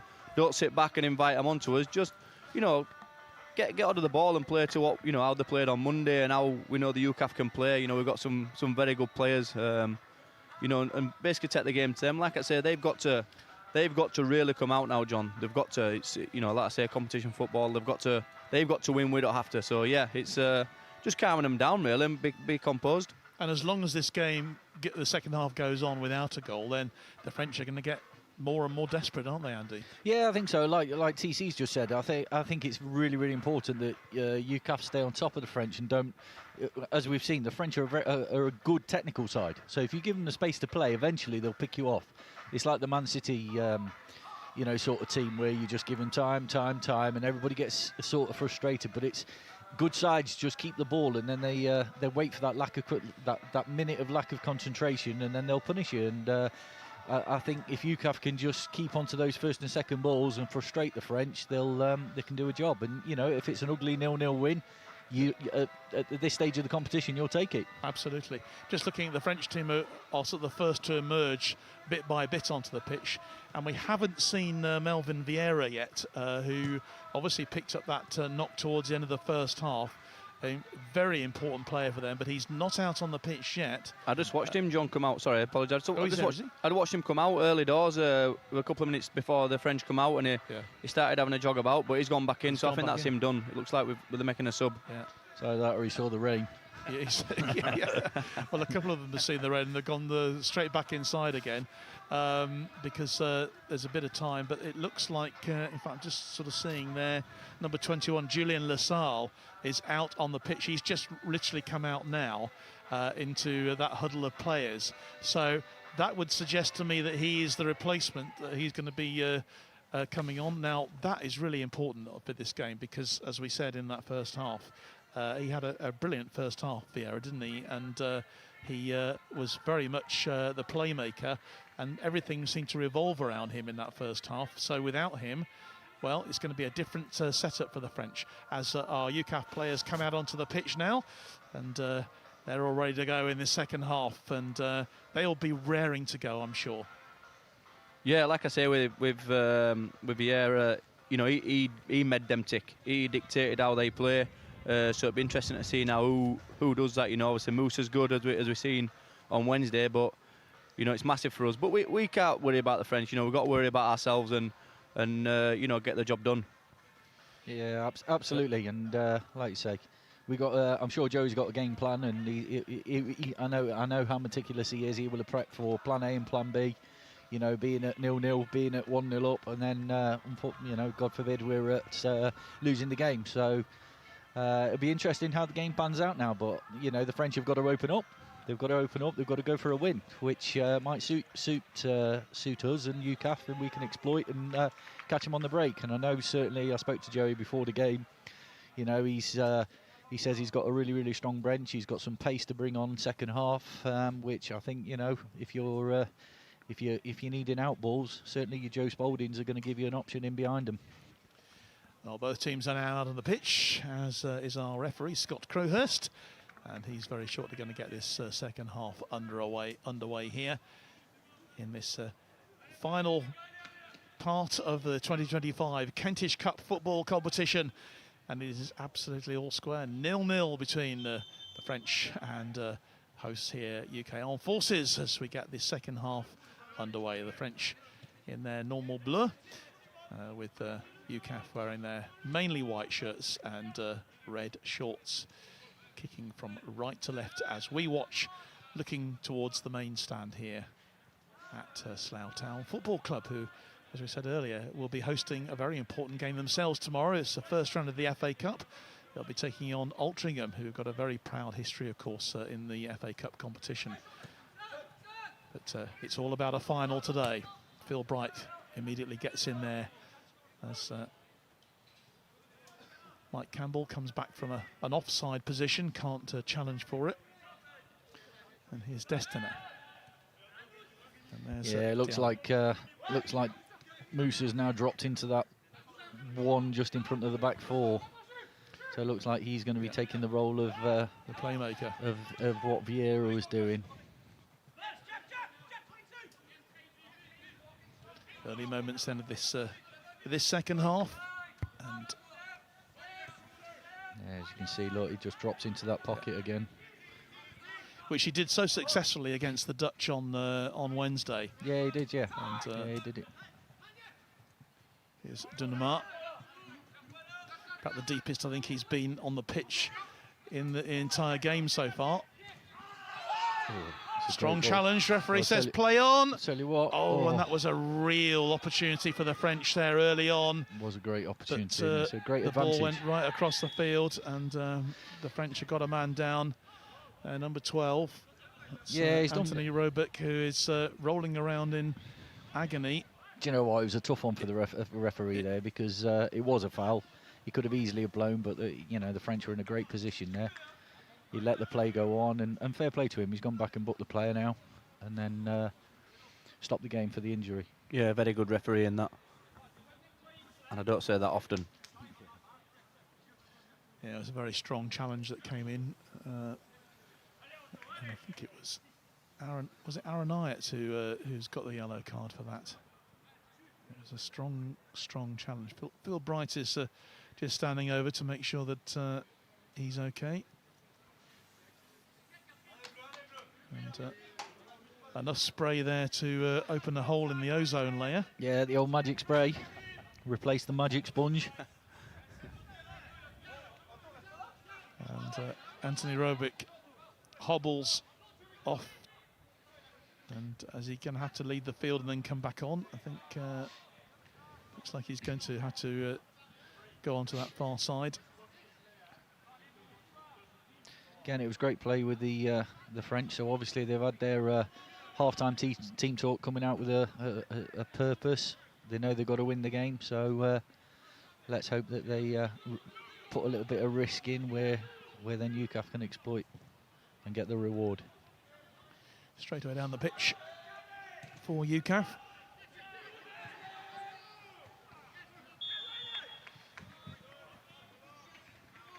Offside. French player offside. It was pretty deep. UCAF very successfully played that high line in the first half.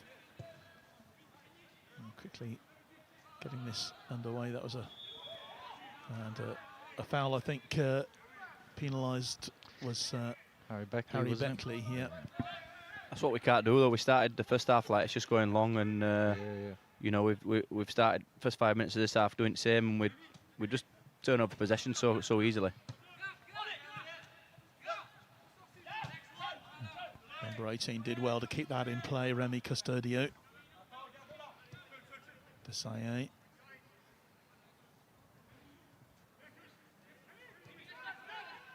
Good ball, That's a nice ball through for Robic.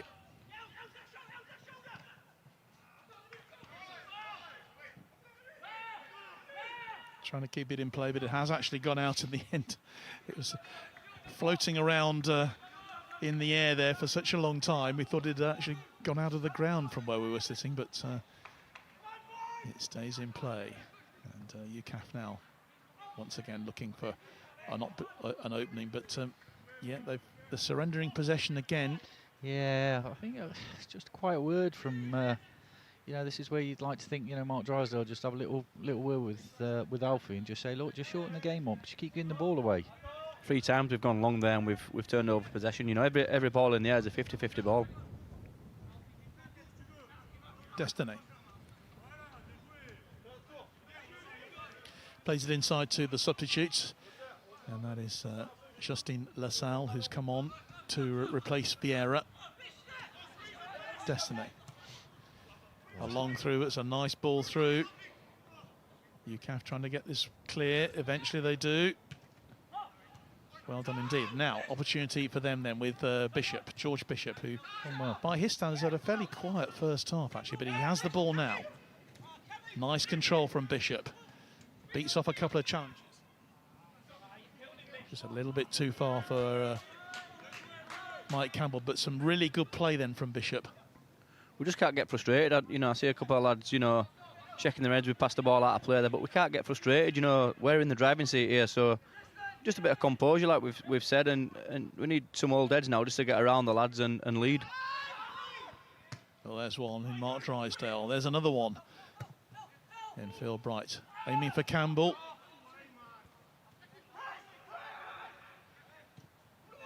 Destiny claiming a free kick there, but it's comes to nothing. And yeah, it's good press from Aaron. Good pressure. Yep. Yeah, good press. Yeah, Aaron Ayat, who is the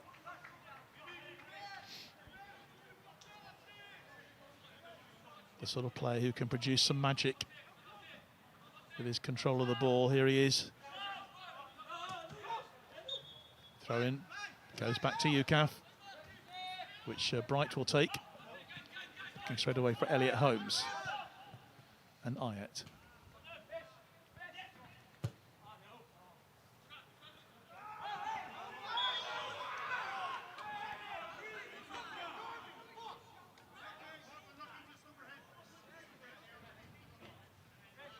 Yeah, just a little nudge there. I think 50-50 for me, whether it's a foul or not. I think it's a soft one, but referee's giving it. In these games, they're giving against you out the butt. It's Victor Poisson who's just touching it. It's only about the second time he's touched the ball, I think, in the whole game so far.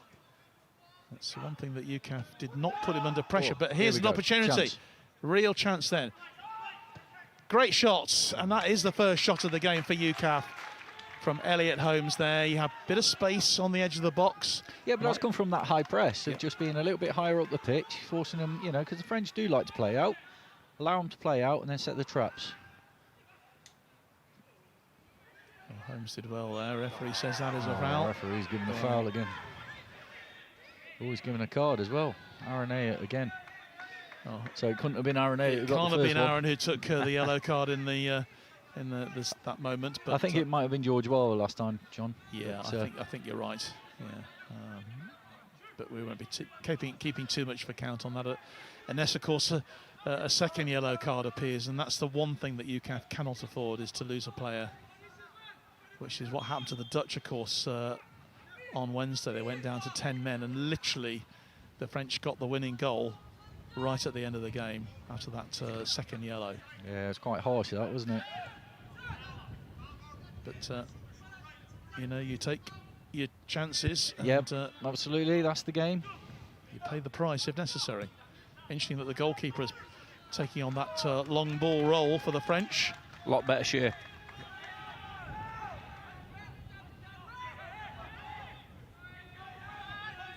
Now, here's Bright.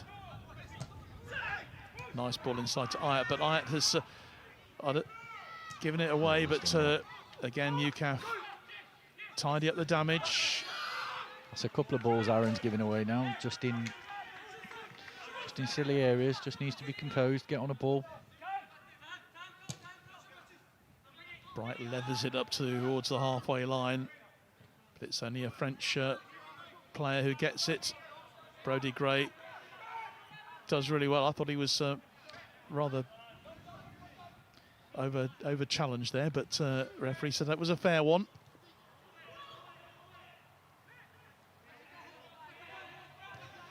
Good counter-attacking play. Good pressure there. Yeah.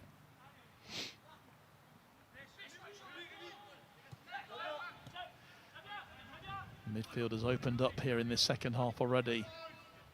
Really good work from George Bishop there, keeping Danumar at bay, who's come deeper than I've seen him in this game, to try and collect the ball. Eventually cleared by Jack Barber.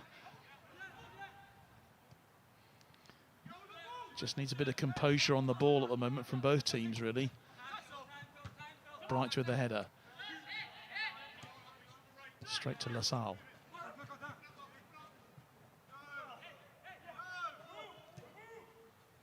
Now here's Bishop. Okay. Nicely booed through towards Ayat. Now, what can they do here? Ayat beats off one challenge. Gets some help now from Bishop. Bishop will get the cross in. But it falls to the feet of Darlow.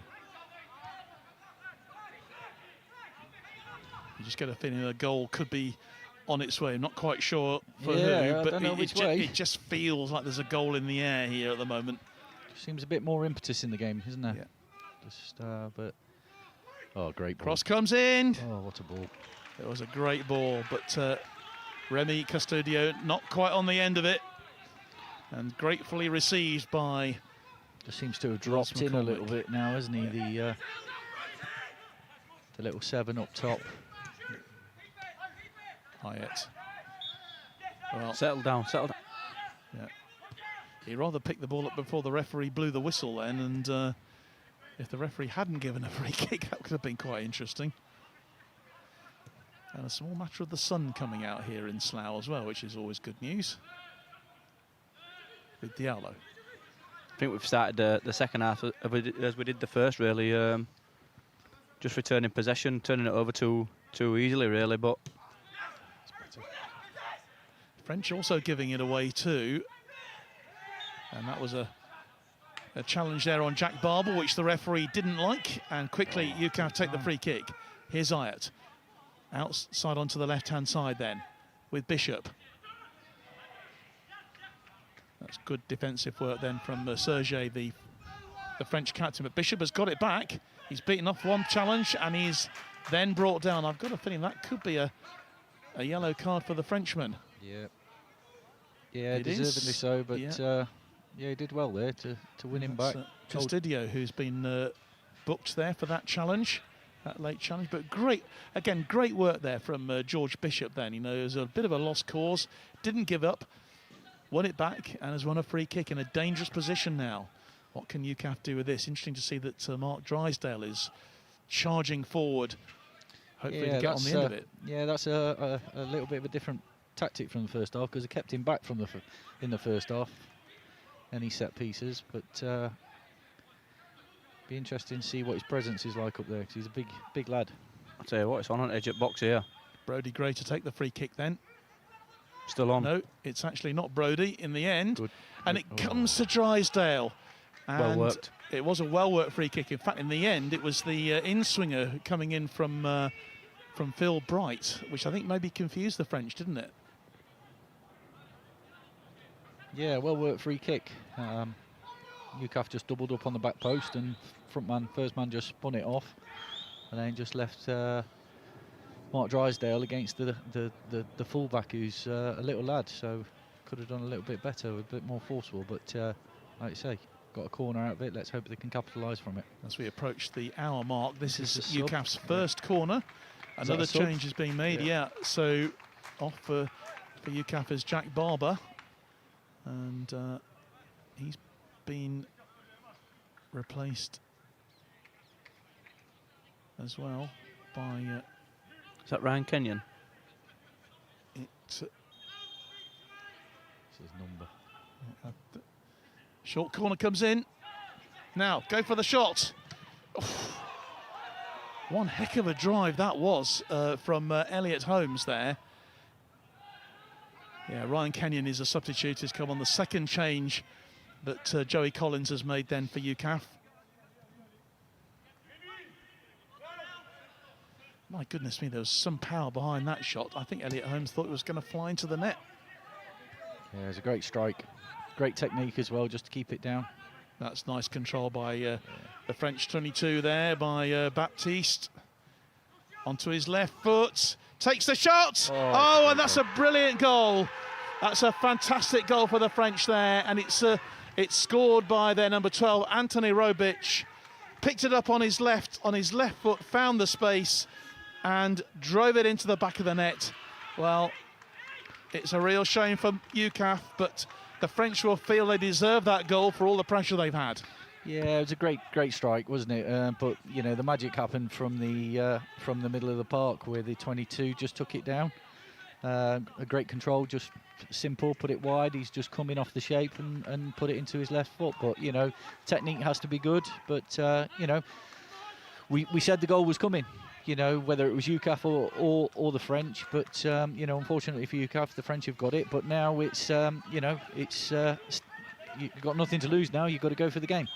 So we now know what UCAF have got to do. They've got to get a goal to retain the Kentish Cup, and we're going to see some very different tactics, I think, from them now, because they've only had one shot on target in the whole game, and that came from Elliot Holmes just a few minutes ago. And it'll be interesting to see what the French do, whether they're going to just throw everyone into defence or whether they're going to go for a second and put this beyond UCAF. Yeah, it'll be interesting, John. I think the French are really disciplined in the shape. You know, we need a couple of moments of magic, really, and you know, to get George Bishop on the ball, because he's making things happen for us when he gets it out wide. Well, he's just won a free kick as well for UCAF, and again, no need to panic at the moment. Yeah, we've still got half an hour left. Yeah, you know. just about to say that, John. It's, you know, it's not panic stations. You're not in the last 5 minutes of the game. It's, you know, you've got 30 minutes. Just keep composed. The last thing they want to do is, you know, do something silly, give the ball away, and concede a second one. There's enough quality in this UCAF team as well to get themselves back into this game. As Bright takes the free kick, goalkeeper comes through it and collects it in the end as Victor Poisson. Good goalkeeping from the French keeper, who made two spectacular saves against the Dutch towards the end of that game there, which could have transformed the whole of the Kentish Cup regime here. As it was, the French went through to win 2-1. They now have the lead here. And it's all for UCAF to do to get themselves back into it. I think we need to push a bit higher now as well. I think the gap from Kame to the midfield is a bit too much. I think we need to start pushing higher and going to support him. Yeah, he's got a bit of a thankless task, hasn't he, Cammy? It's never nice when you're a lone striker up there and just, you know, the gaps are, like you said, TC, the gaps between him and midfield are you've got to make it up, and it's difficult. You've got to get round him as well. And believe me, this means so much to the French, as I was here just at the end of the game on Wednesday when they did snatch that win, and it meant so much to them. You could hear the cheers from the dressing room from the other side of the pitch. It really was important to them, massively important, and you can see the way they celebrated that goal. Well, hopefully they're not like that again at the end of the game, John. Well, everyone will be cheering for UCAF, of course, all the home supports, and wherever you are watching today, you're more than welcome. It's good to have you with us. And, UCAF with a lot to do here. Need to get themselves back into this, need a goal. Remember, a goal for them, and that would be enough as it stands at the moment to retain the Kentish Cup. The French have the 1-0 lead. Sloppy ball there from Ryan Kenyon. And the French win it back. We can't afford sloppy passes here because the French are just so on top of this at the moment. Yeah, but we gave the ball away there. But we've got to give credit to UCAF. They're recovering really well. They're getting bodies behind the ball as soon as they lose it, being difficult to break down. And that's testament to the lads, and it shows how fit these lads are. Desailly goes back to his goalkeeper, back to Poisson.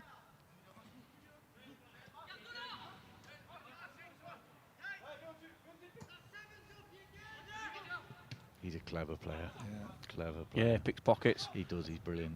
Well, that's where, two centre-halves against one. Here the French go again with Sergei, the captain. Crosses it in. I'll tell you what. Oh, and there's a gap there. Oh, and it's hit the post. Well, of all the players you would have expected to put that away, Musa Dallo, that was such a chance, an open goal, and it goes against the post. Well, there's the game. There's the game, John. Well, that could be the turning point. Hopefully so, yeah. We're just going back to the 7, John, for the French. He's coming and picking up pockets and he's causing us lots of issues, but that's where, when you've got 2 centre-halves against one, one of them's got to just go with him and or stand in front of him. You can afford to mark in front there and be brave. Yeah, I agree. Well, what a let-off that was for UCAF. The cross from the right, and he had an open goal. And I think the ball just bobbled up in front of him slightly, actually, and on this perfect pitch. On this perfect pitch, that's what he'll argue. I'd have said that, John, as well. But you know what? We've got to take heed from that, because that's for me that was where the game was won. Well, yeah, like you said, 2-0, the game's over in my opinion. Like you say, Cookie, that's a turning point in every game in football. And UCAF got to capitalise on that. Still in the game, 1 goal, bang, we're back in it. So the French have made UCAF have made another change now. Oliver Ward has come on, wearing number 17, and apparently he's got quite a bit of pace, this Oliver. Yeah. New lad to the setup, which is good. But I was chatting to Joey just before the game, and he was saying that he's got pace to burn. So, well, he needs to use it up now. But he's gone wide onto this left-hand side, but given away by UCAF. That's nicely collected, though, by Aaron Ayat. And here, can we see a bit of Ward's pace? Ayat again. Goes down, wins the free kick. He's done well there. He's done well there. I don't think it was he has bought that, because it wasn't a free kick. He's just nipped in front. But that's where that experience, and Aaron's playing at a good level on a Saturday at Bourne. Yeah. He just utilises his knowledge and footballing brain just to win that free kick. Yeah, slightly full Baptiste there, but the French have it. And, important header goes in, but Baptiste again plays it out wide onto the right-hand side. Custodio. Oh, stand up, Brighty. He's you've done well. He's beaten Phil Bright, and it is a goal kick. That was good defensive work in the end from Phil Bright. It's good pitch judgment there. He knew he'd run out of pitch there. Real urgency about the play then from UCAF. Elliot Holmes. He's gone again. Just looking for a bit of support. Here you go, Brighty. And here's Kenyon.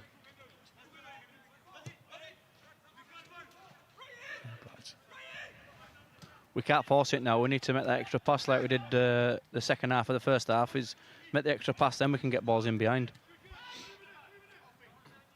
Drysdale.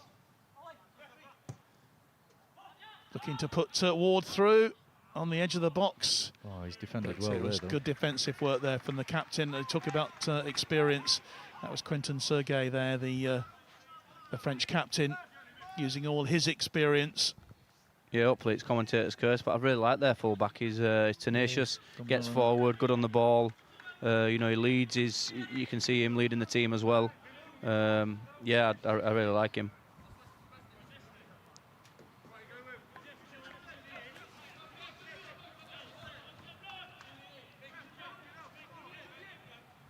.68 minutes played here. And the French Armed Forces leading UCAF by 1-0 in this Kentish Cup deciding fixture. UCAF be feeling they need to be going for that. It's going to be a foul and a free kick to the French. It was a, shall we say, a meaty challenge from Alfie Rogers there. Yeah, I think you can see that coming a mile off. He just has to let him bring it down and show him backwards. Really, it's just a silly free kick to give away. Scott Crowhurst having a word with Rogers there.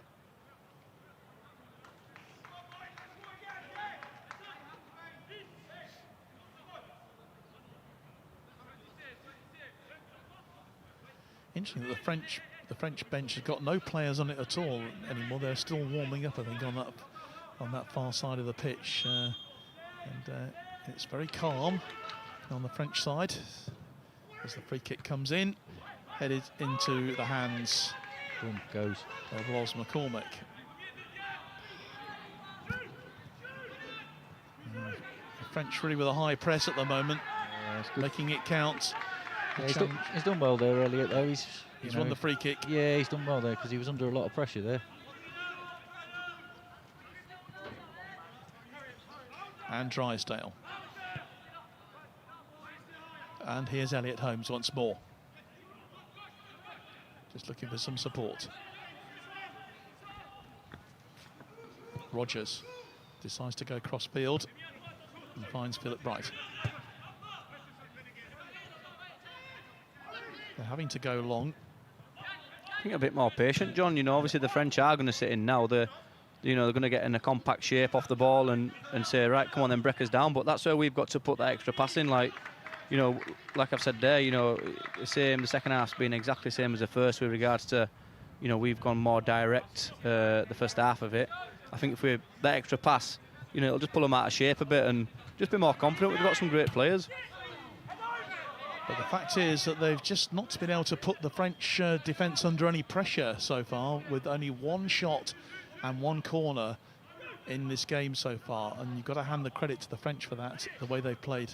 Yeah, they've done really, really well. But like I said, we're just, we're forcing this ball in behind. But like you say, we're not winning the ball in behind.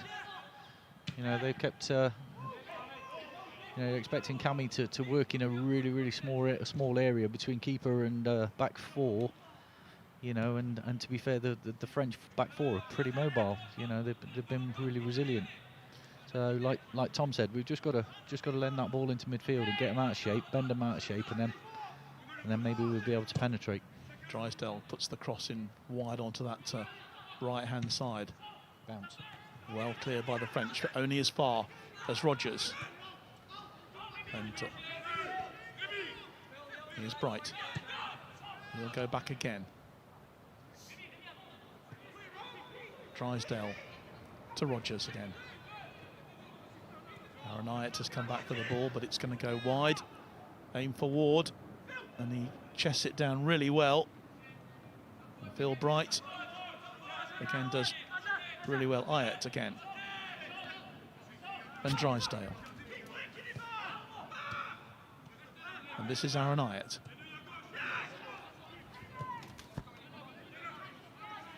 Wide onto that right-hand side, and Brody Gray. What can he do? He's going to put a cross in. It's cleared away by the French. And of course they know that UCAF are having to push forward, and charging forward for them now is Moussa Diallo. He'll hold the ball up, and he does really well. And he finds LaSalle. Back to his captain, Sergei. Intelligent stuff from the visitors. Yeah, I'd like to see us do this, John. You know, the French look a bit more composed. You know, like I say, we've got the players. Thanks. Oh. Well, that could have gone anywhere. Yeah, Mark Drysdale getting away with it there. You know, we've got the players to play, and like me and Cookie's been saying, you know, that little ball into midfield, we've got footballers in there, technical players. You know, just lending the ball, you know, shifts them about, and that's what they're doing to us. You know, I think if we do that back to them, technically we're, you know, man for man, looking at it from here, we're a lot better than them. He just need a little bit more. Just think potentially as well, if you know, there's nothing wrong with playing a long ball, but just not quite. I think we need to risk pushing our two wide players on to make a front three. So if we're going to go big, at least we've got something in and around Cammy. Whereas at the minute, he's a little bit of a sole striker up there, but we keep going big. And Castillo wins the free kick for the French. Could be a strike here, John, to be fair. It's a dangerous position, and they know what they're doing from free kicks. Do the French. They struck the post very early on in the game against the Dutch on Wednesday. Could easily have had the lead. But and they've hit the woodwork here already after they took the lead. So the free kick comes in, but it's collected by Los McCormick pretty well. He needs to get that ball delivered as soon as he can. Out onto this left-hand side to Phil Bright. Oliver Ward still not really had much opportunity yet on this left-hand side. He's coming in looking for the ball and needs to use his pace. But well done, well recovered, Brody. Here's Brody Gray and Philip Bright now. He'll charge forward, but that ball just a little bit too far for Aaron Ayat to catch. Just this transition just needs to be a little bit quicker. It was the right idea. There's going to be another change made by UCAF as well, and Mikey Campbell is going to be replaced up front. He's done a great Cammy's been brilliant today. You know, he's not had much of the ball as what he's like to. His work rate up there, I mean, he's probably dealt with 4 of them, to be honest. He's been running to full-backs, he's been occupying the 2 centre-halves. You know, he's fought for everything. You know, fair play to Cammy, he's had a great shift. But replacing him with sheer pace now, with Joe Spalding coming on, you know, that's Joe's biggest strength. And he's a match winner. Yeah, he knows where the target is. And he's certainly got abundance of pace.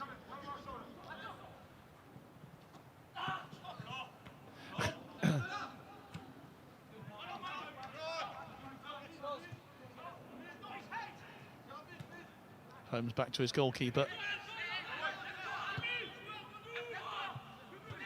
Now, what can Phil Bright do here? He's got Holmes in front of him. Ayat. Spalding out onto the wing here. Ward tries to find some space to get the cross in, but can't.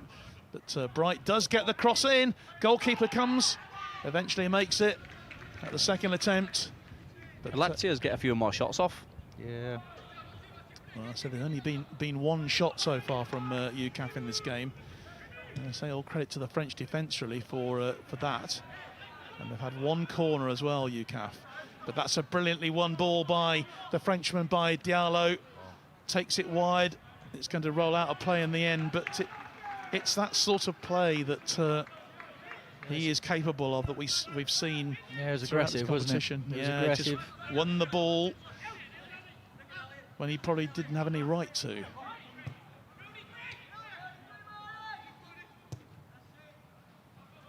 Holmes wide onto that right-hand side. Nice control there. Nicely worked by Harry Beckley. Joe Spalding already getting involved, trying to create some magic. That'll be safe for the keeper. And Drysdale. Pitch is opening up a little bit because the French seem to, as soon as they lose the ball, they're getting in this mid-block and dropping into a low block, which just allows UCAF to open up the pitch a little bit. Yeah, but it's going to be difficult for UCAF, isn't it, with the French flooding their defence? Yeah, they're just sitting in that block. Look, and then Cookie called it 5 minutes ago. I think the wingers need to push right high and be more advanced. We seem to be dropping in when they have the ball. We can't afford to do that now. We need to get something out of this game.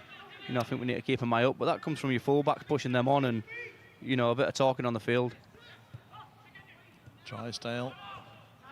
Spalding, good work from him. Hyatt. And that's nicely worked by UCAF with Elliot Holmes. Onto the right-hand side it goes. The cross comes in. Dealt with in the end by the French. See, this is a bit better if they just, because two centre-halves aren't being occupied by anything. So, just keep pushing Brighty and Brody on. There you go, keep switching it. It needs to come this way, Aaron. If they just keep manipulating the ball, switching the ball, they'll get there.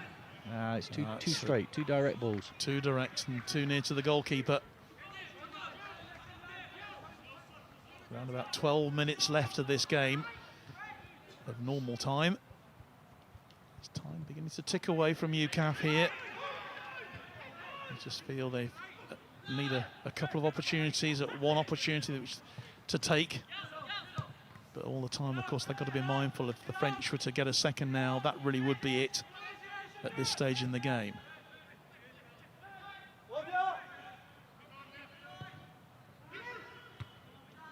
Good header forward from Rogers.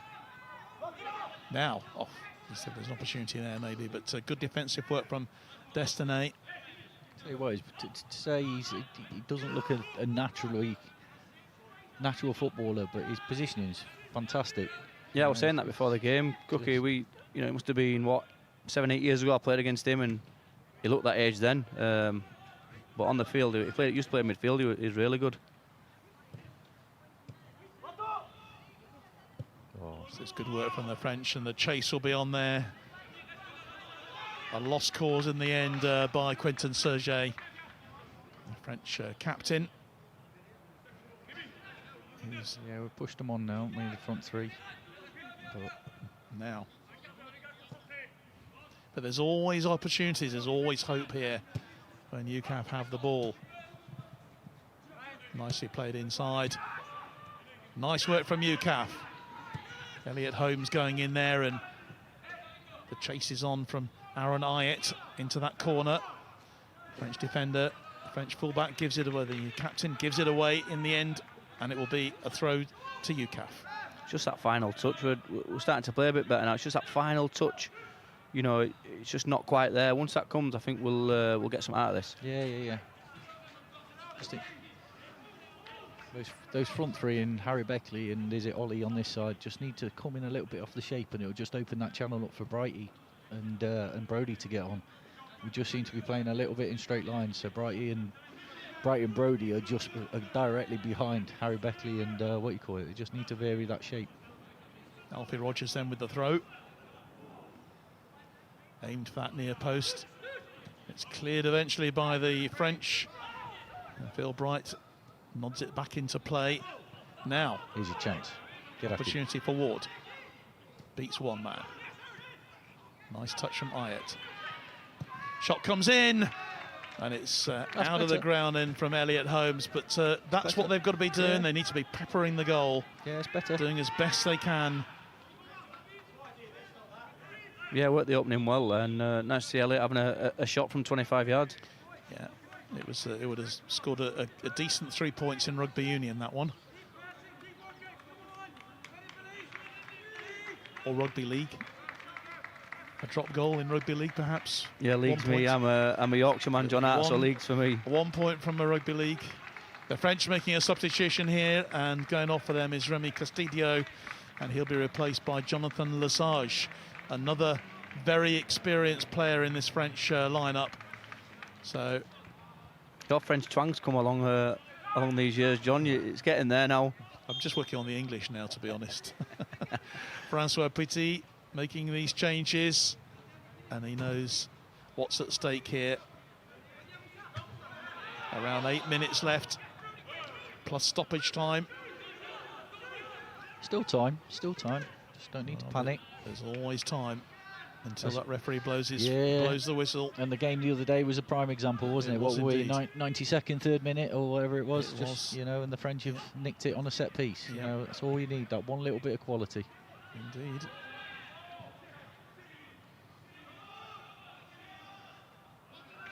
But UCAF have not won the throw-in. I thought it was clearly a linesman on that far side. Of course, is French. Faisal. Wow. Yeah, I'm happy with that. Like that, we've got it, but the linesman's a yard away, and the rest overruled him, which is who's 25 yards away. He gave the throw to the French, but it has come back to UCAF quite rightly. And another long effort-ish from Alfie Rogers. This is where we'll score. Fling that into the box. On the edge was Joe Spalding. Right, hook it back in as quickly as you can. Just keep that pressure on.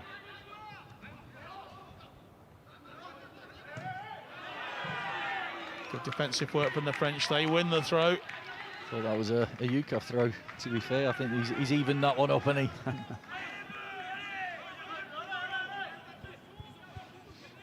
We'll see the French holding onto the ball as often as they can now, just to wind the clock down. Yeah, I think you'll see the dark arts coming out now. Which is only what UCAF would do if they were in that position. Absolutely. These are the experts at it, though, John, of the French. Yeah. They'll roll about, they'll stay down, Ball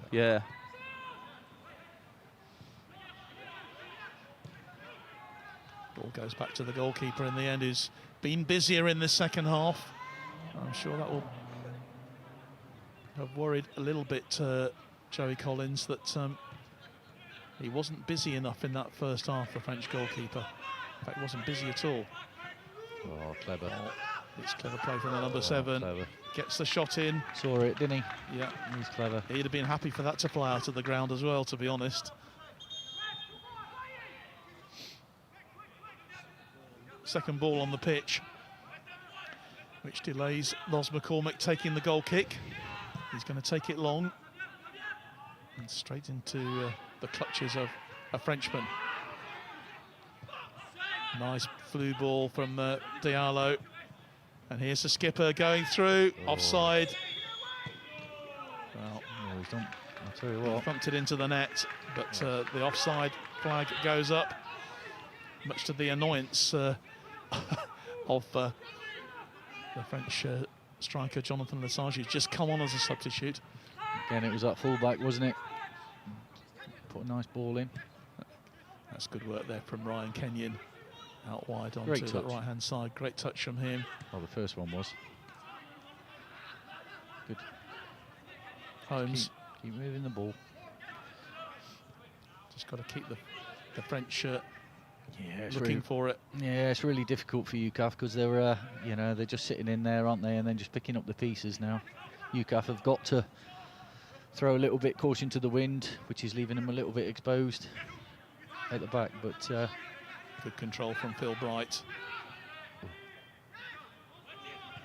Yeah, as much as it pains me to say, I think the French fullback, the skipper, I think he's been man at match for me. He's been quality, isn't he? Yeah, he's orchestrated everything from fullback. And that's a lovely ball, cross field then to Phil Bright. Can he get the cross in? He needs to find a bit of support. And that support eventually comes from Aaron Ayat. Back out to Bright again. Still having to go back.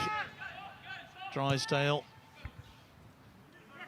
Goes cross field to Rogers. Kenyon. Oh, that's gone a bit deeper than expected, but it's nicely collected by Holmes. And Kenyon again. Tell you what, if you can shift it, there's an overload at the back. Good defensive header from the Frenchman from Destanet at Drysdale. This is the sort of pressure that UCAF need to keep on the French now. Well done, Phil Bright. Nice, and unfortunately, Aaron Ayat had just come back in field, but he's won it back. And he's won. No, it's Goal kick. the goal kick, was it? In fact, the offside has gone up. Offside flag, was it? He'd done the hard work and won the ball back and then rolled it out of play, but...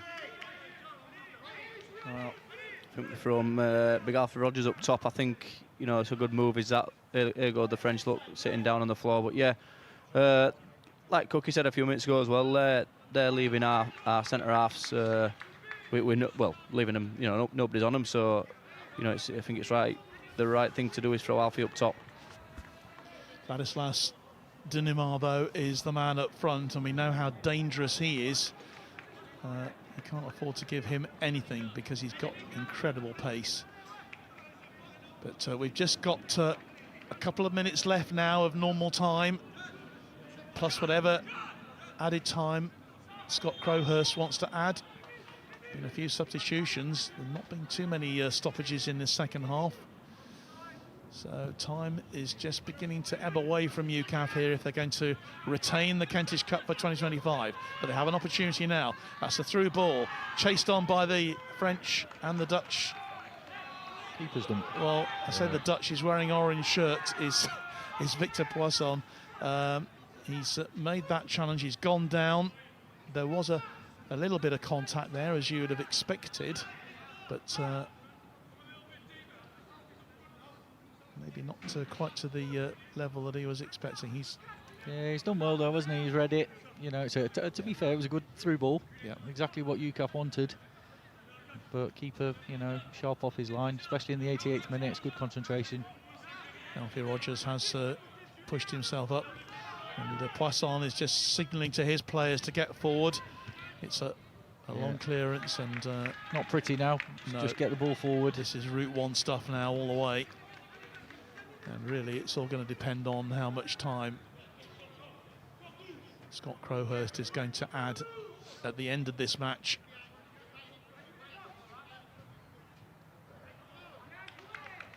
Kenyon wins that ball, but it's another throw to the French, and they'll be in no hurry whatsoever to take it.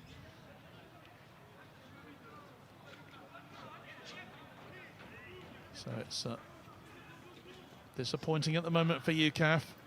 But still time for them to claim an equaliser, and of course if they were to do that, they would reclaim the Kentish Cup now. Oh, that was so close for them, and nice ball outside from Elliot Holmes. Cross comes in, headed clear. No shot. Holmes again, but defensive work from Diallo. It's all hands to the pumps for the French here as they keeping UCAF out, but UCAF piling the pressure on now. This is where Joe's dangerous. Joe Spalding with the cross. It's a spectacular header from Destiné to keep the French line clear.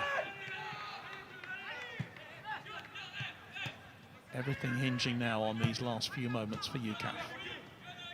Joe Spalding.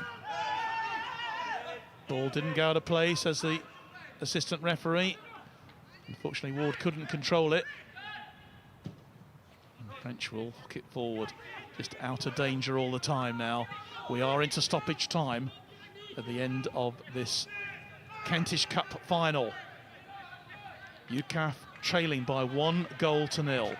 I didn't see how many that added. Well, there's no board gone up, so we can't tell you how much extra time has been added. So here is UCAF again. Need to get the ball in the box. Now, Kenyon tries a shot from about 40 yards.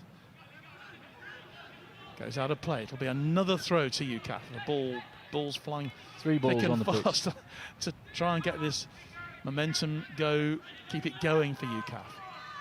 Ayat again. Brody Gray.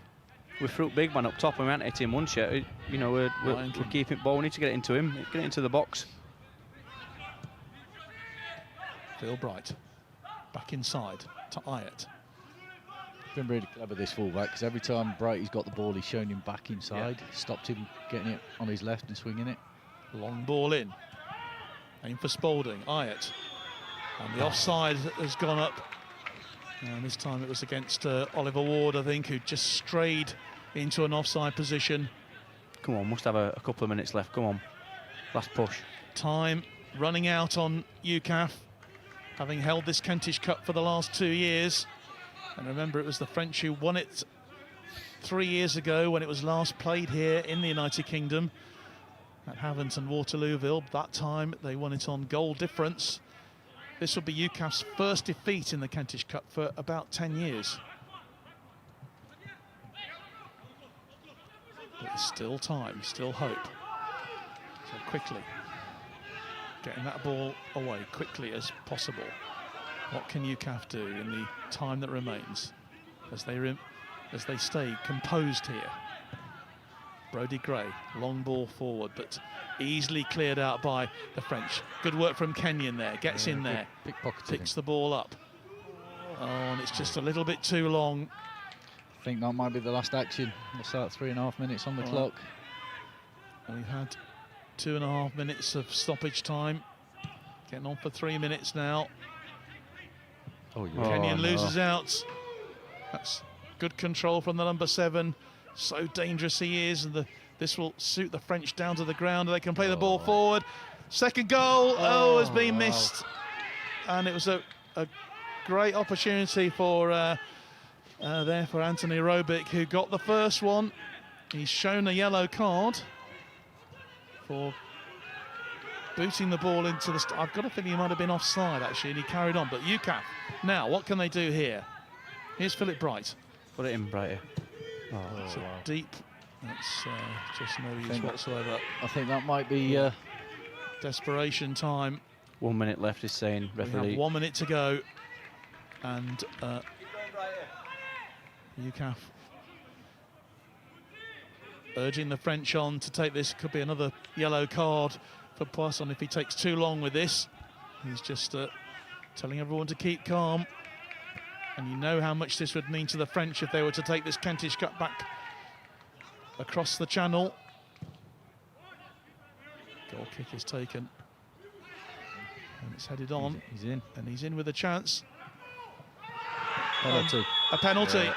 Oh, and the penalty is being given to the French for the challenge on Anthony Robic.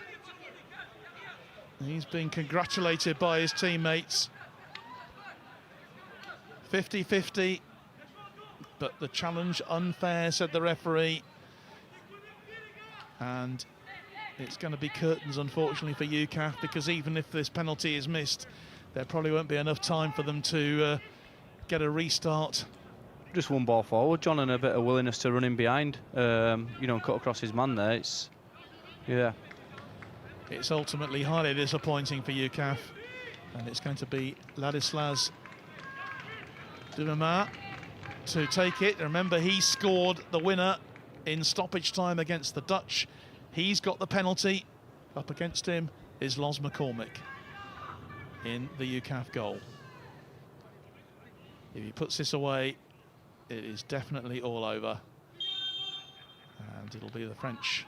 Takes it, and he scores. And that is the goal that confirms the Kentish Cup for the team in blue shirts, for the visitors, the French, and they are already celebrating. And celebrating in front of the UCAF dugout as well, which won't go down too well either, but they are celebrating. The referee is urging them all to go back. You can tell how much it means to them. Ultimately disappointing for UCAF here. It's a French victory. They're now 2-0 up here. The penalty slotted away very, very calmly by Dunamar. UCAF will keep going. They'll keep trying to get a goal back, but it's unfortunately now it's beyond them. And that indeed is the final whistle here.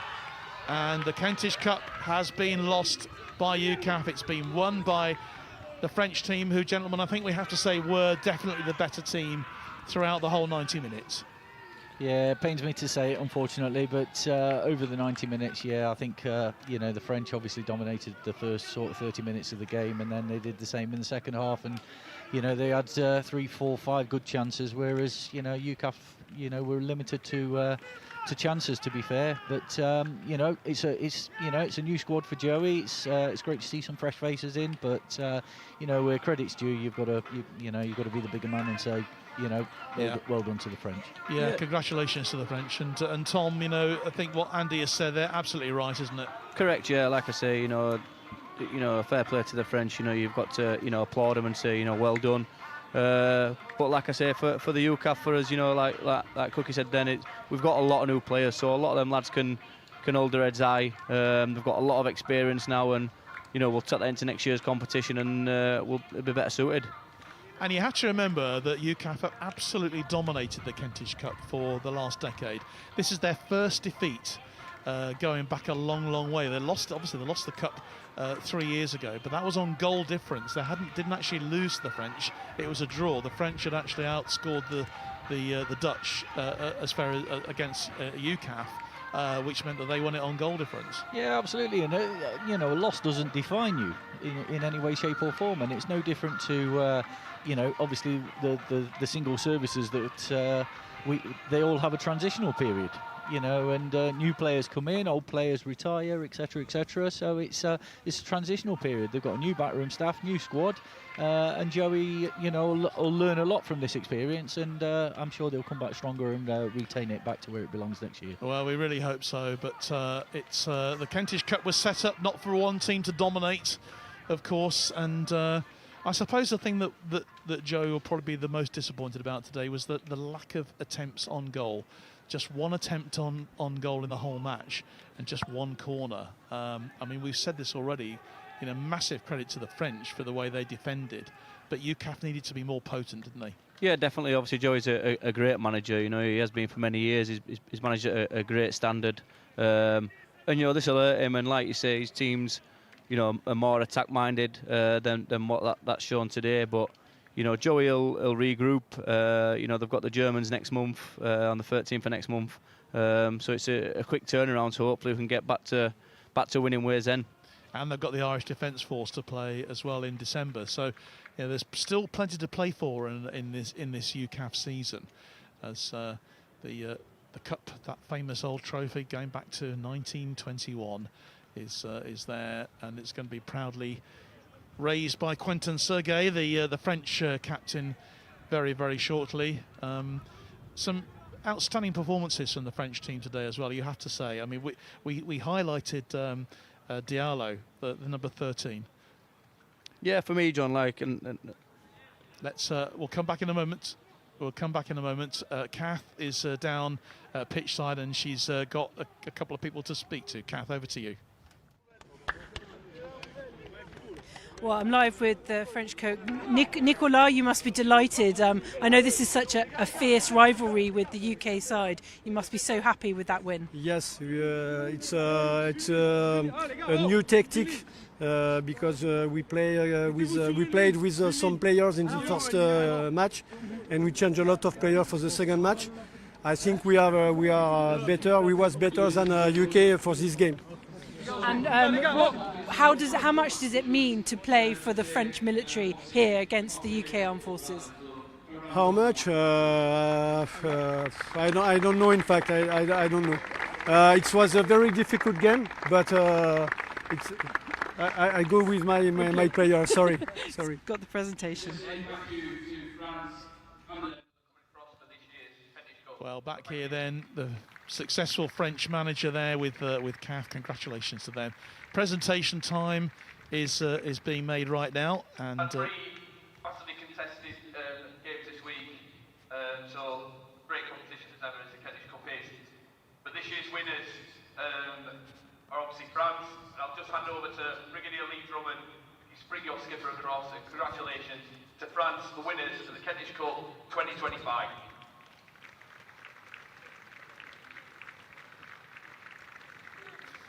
So coming forward then to accept the trophy is Quentin Sergei, the French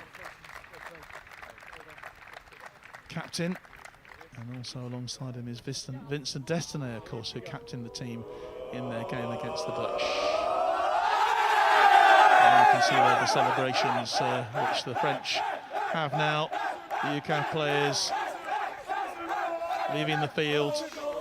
And it will take a little bit of picking them up because they gave so much to this, but they will pick it up and they will collect, I'm sure, something from this. But the French very, very happy indeed, gentlemen. Yeah, like I say, John, you know, it's a quick turnaround to the Germany game, so hopefully, you know, we can regroup quickly and get back to winning ways in that game, and then again against the Irish in December.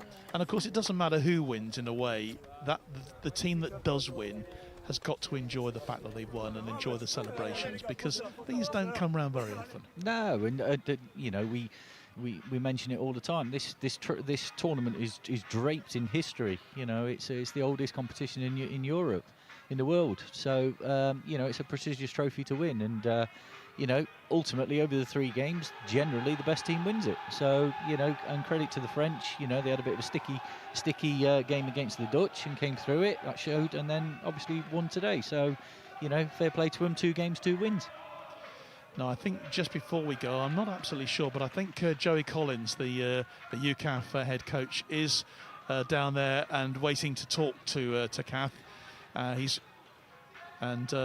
We'll be getting his thoughts on the game very, very shortly. It takes a lot for a coach to talk after a defeat, particularly something like this. But Joey, being the sort of guy he is, absolutely will be only too happy to talk to us. So Joey Collins now talking then to Kath Brazier.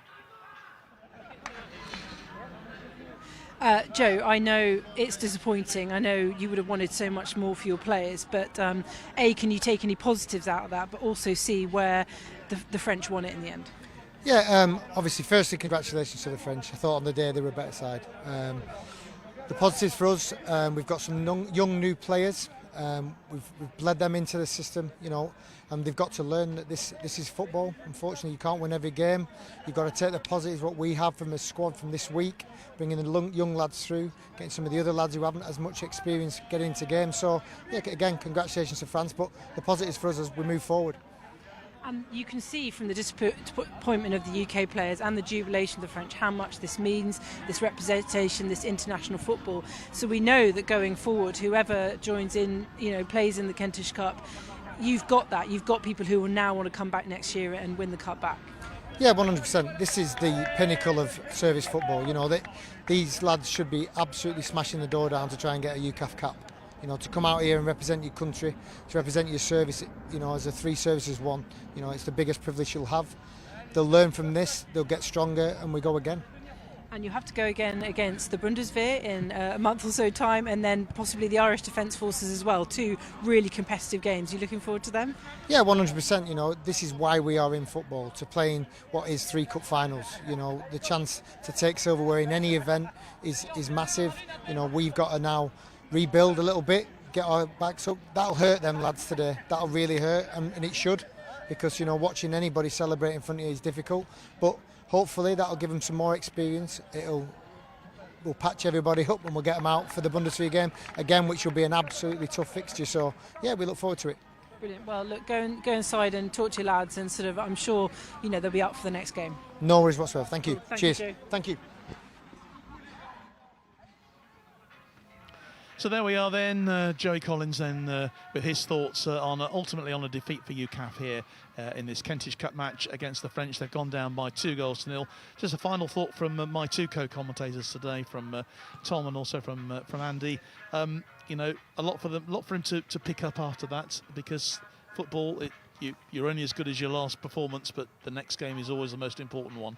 Yeah, obviously Joey, you know, with knowing Joey and stuff, you know, he's an honest bloke, and he, you know, honest with his you know, interview then. And yeah, to be honest, he'll be raring to go again. You know, like I say, luckily it's a short turnaround, and as a manager, even as a player, but mainly as a manager, you know, we're coming into management now. You just want that next game to come to try and put things right. And Andy, it could be better really for UCAF, as we said, to have these 2 other matches before Christmas to try and get themselves back on track again. Yeah, absolutely. It's you know, I know from previous experience as a manager, you know, I know what Joey's like. He'll be on the phone tonight probably. He'll be up till midnight analysing the game. He'll be on the VO tomorrow morning, because, like you said, you know, that game's dead. You can't affect it. Control the controllables.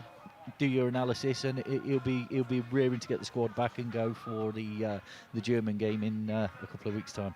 Well, gentlemen, thank you so much indeed for joining us today for our live coverage. Ultimately, disappointment for UCAF, losing the Kentish Cup here, losing by 2-0 here to the French forces. They've deservedly reclaimed the trophy back after 3 years. But of course we go again next year, of course, in France next year as well. So a real opportunity for UCAF to win the trophy back. But from myself, from Kath Brazier, and from my 2 co-commentators, Tom Clace and Andy Kutcher, thank you so much for joining us this afternoon. Please join us again, because we've got loads more live sport coming your way right here on BFBS. From me and from all of us here, it's a very good afternoon.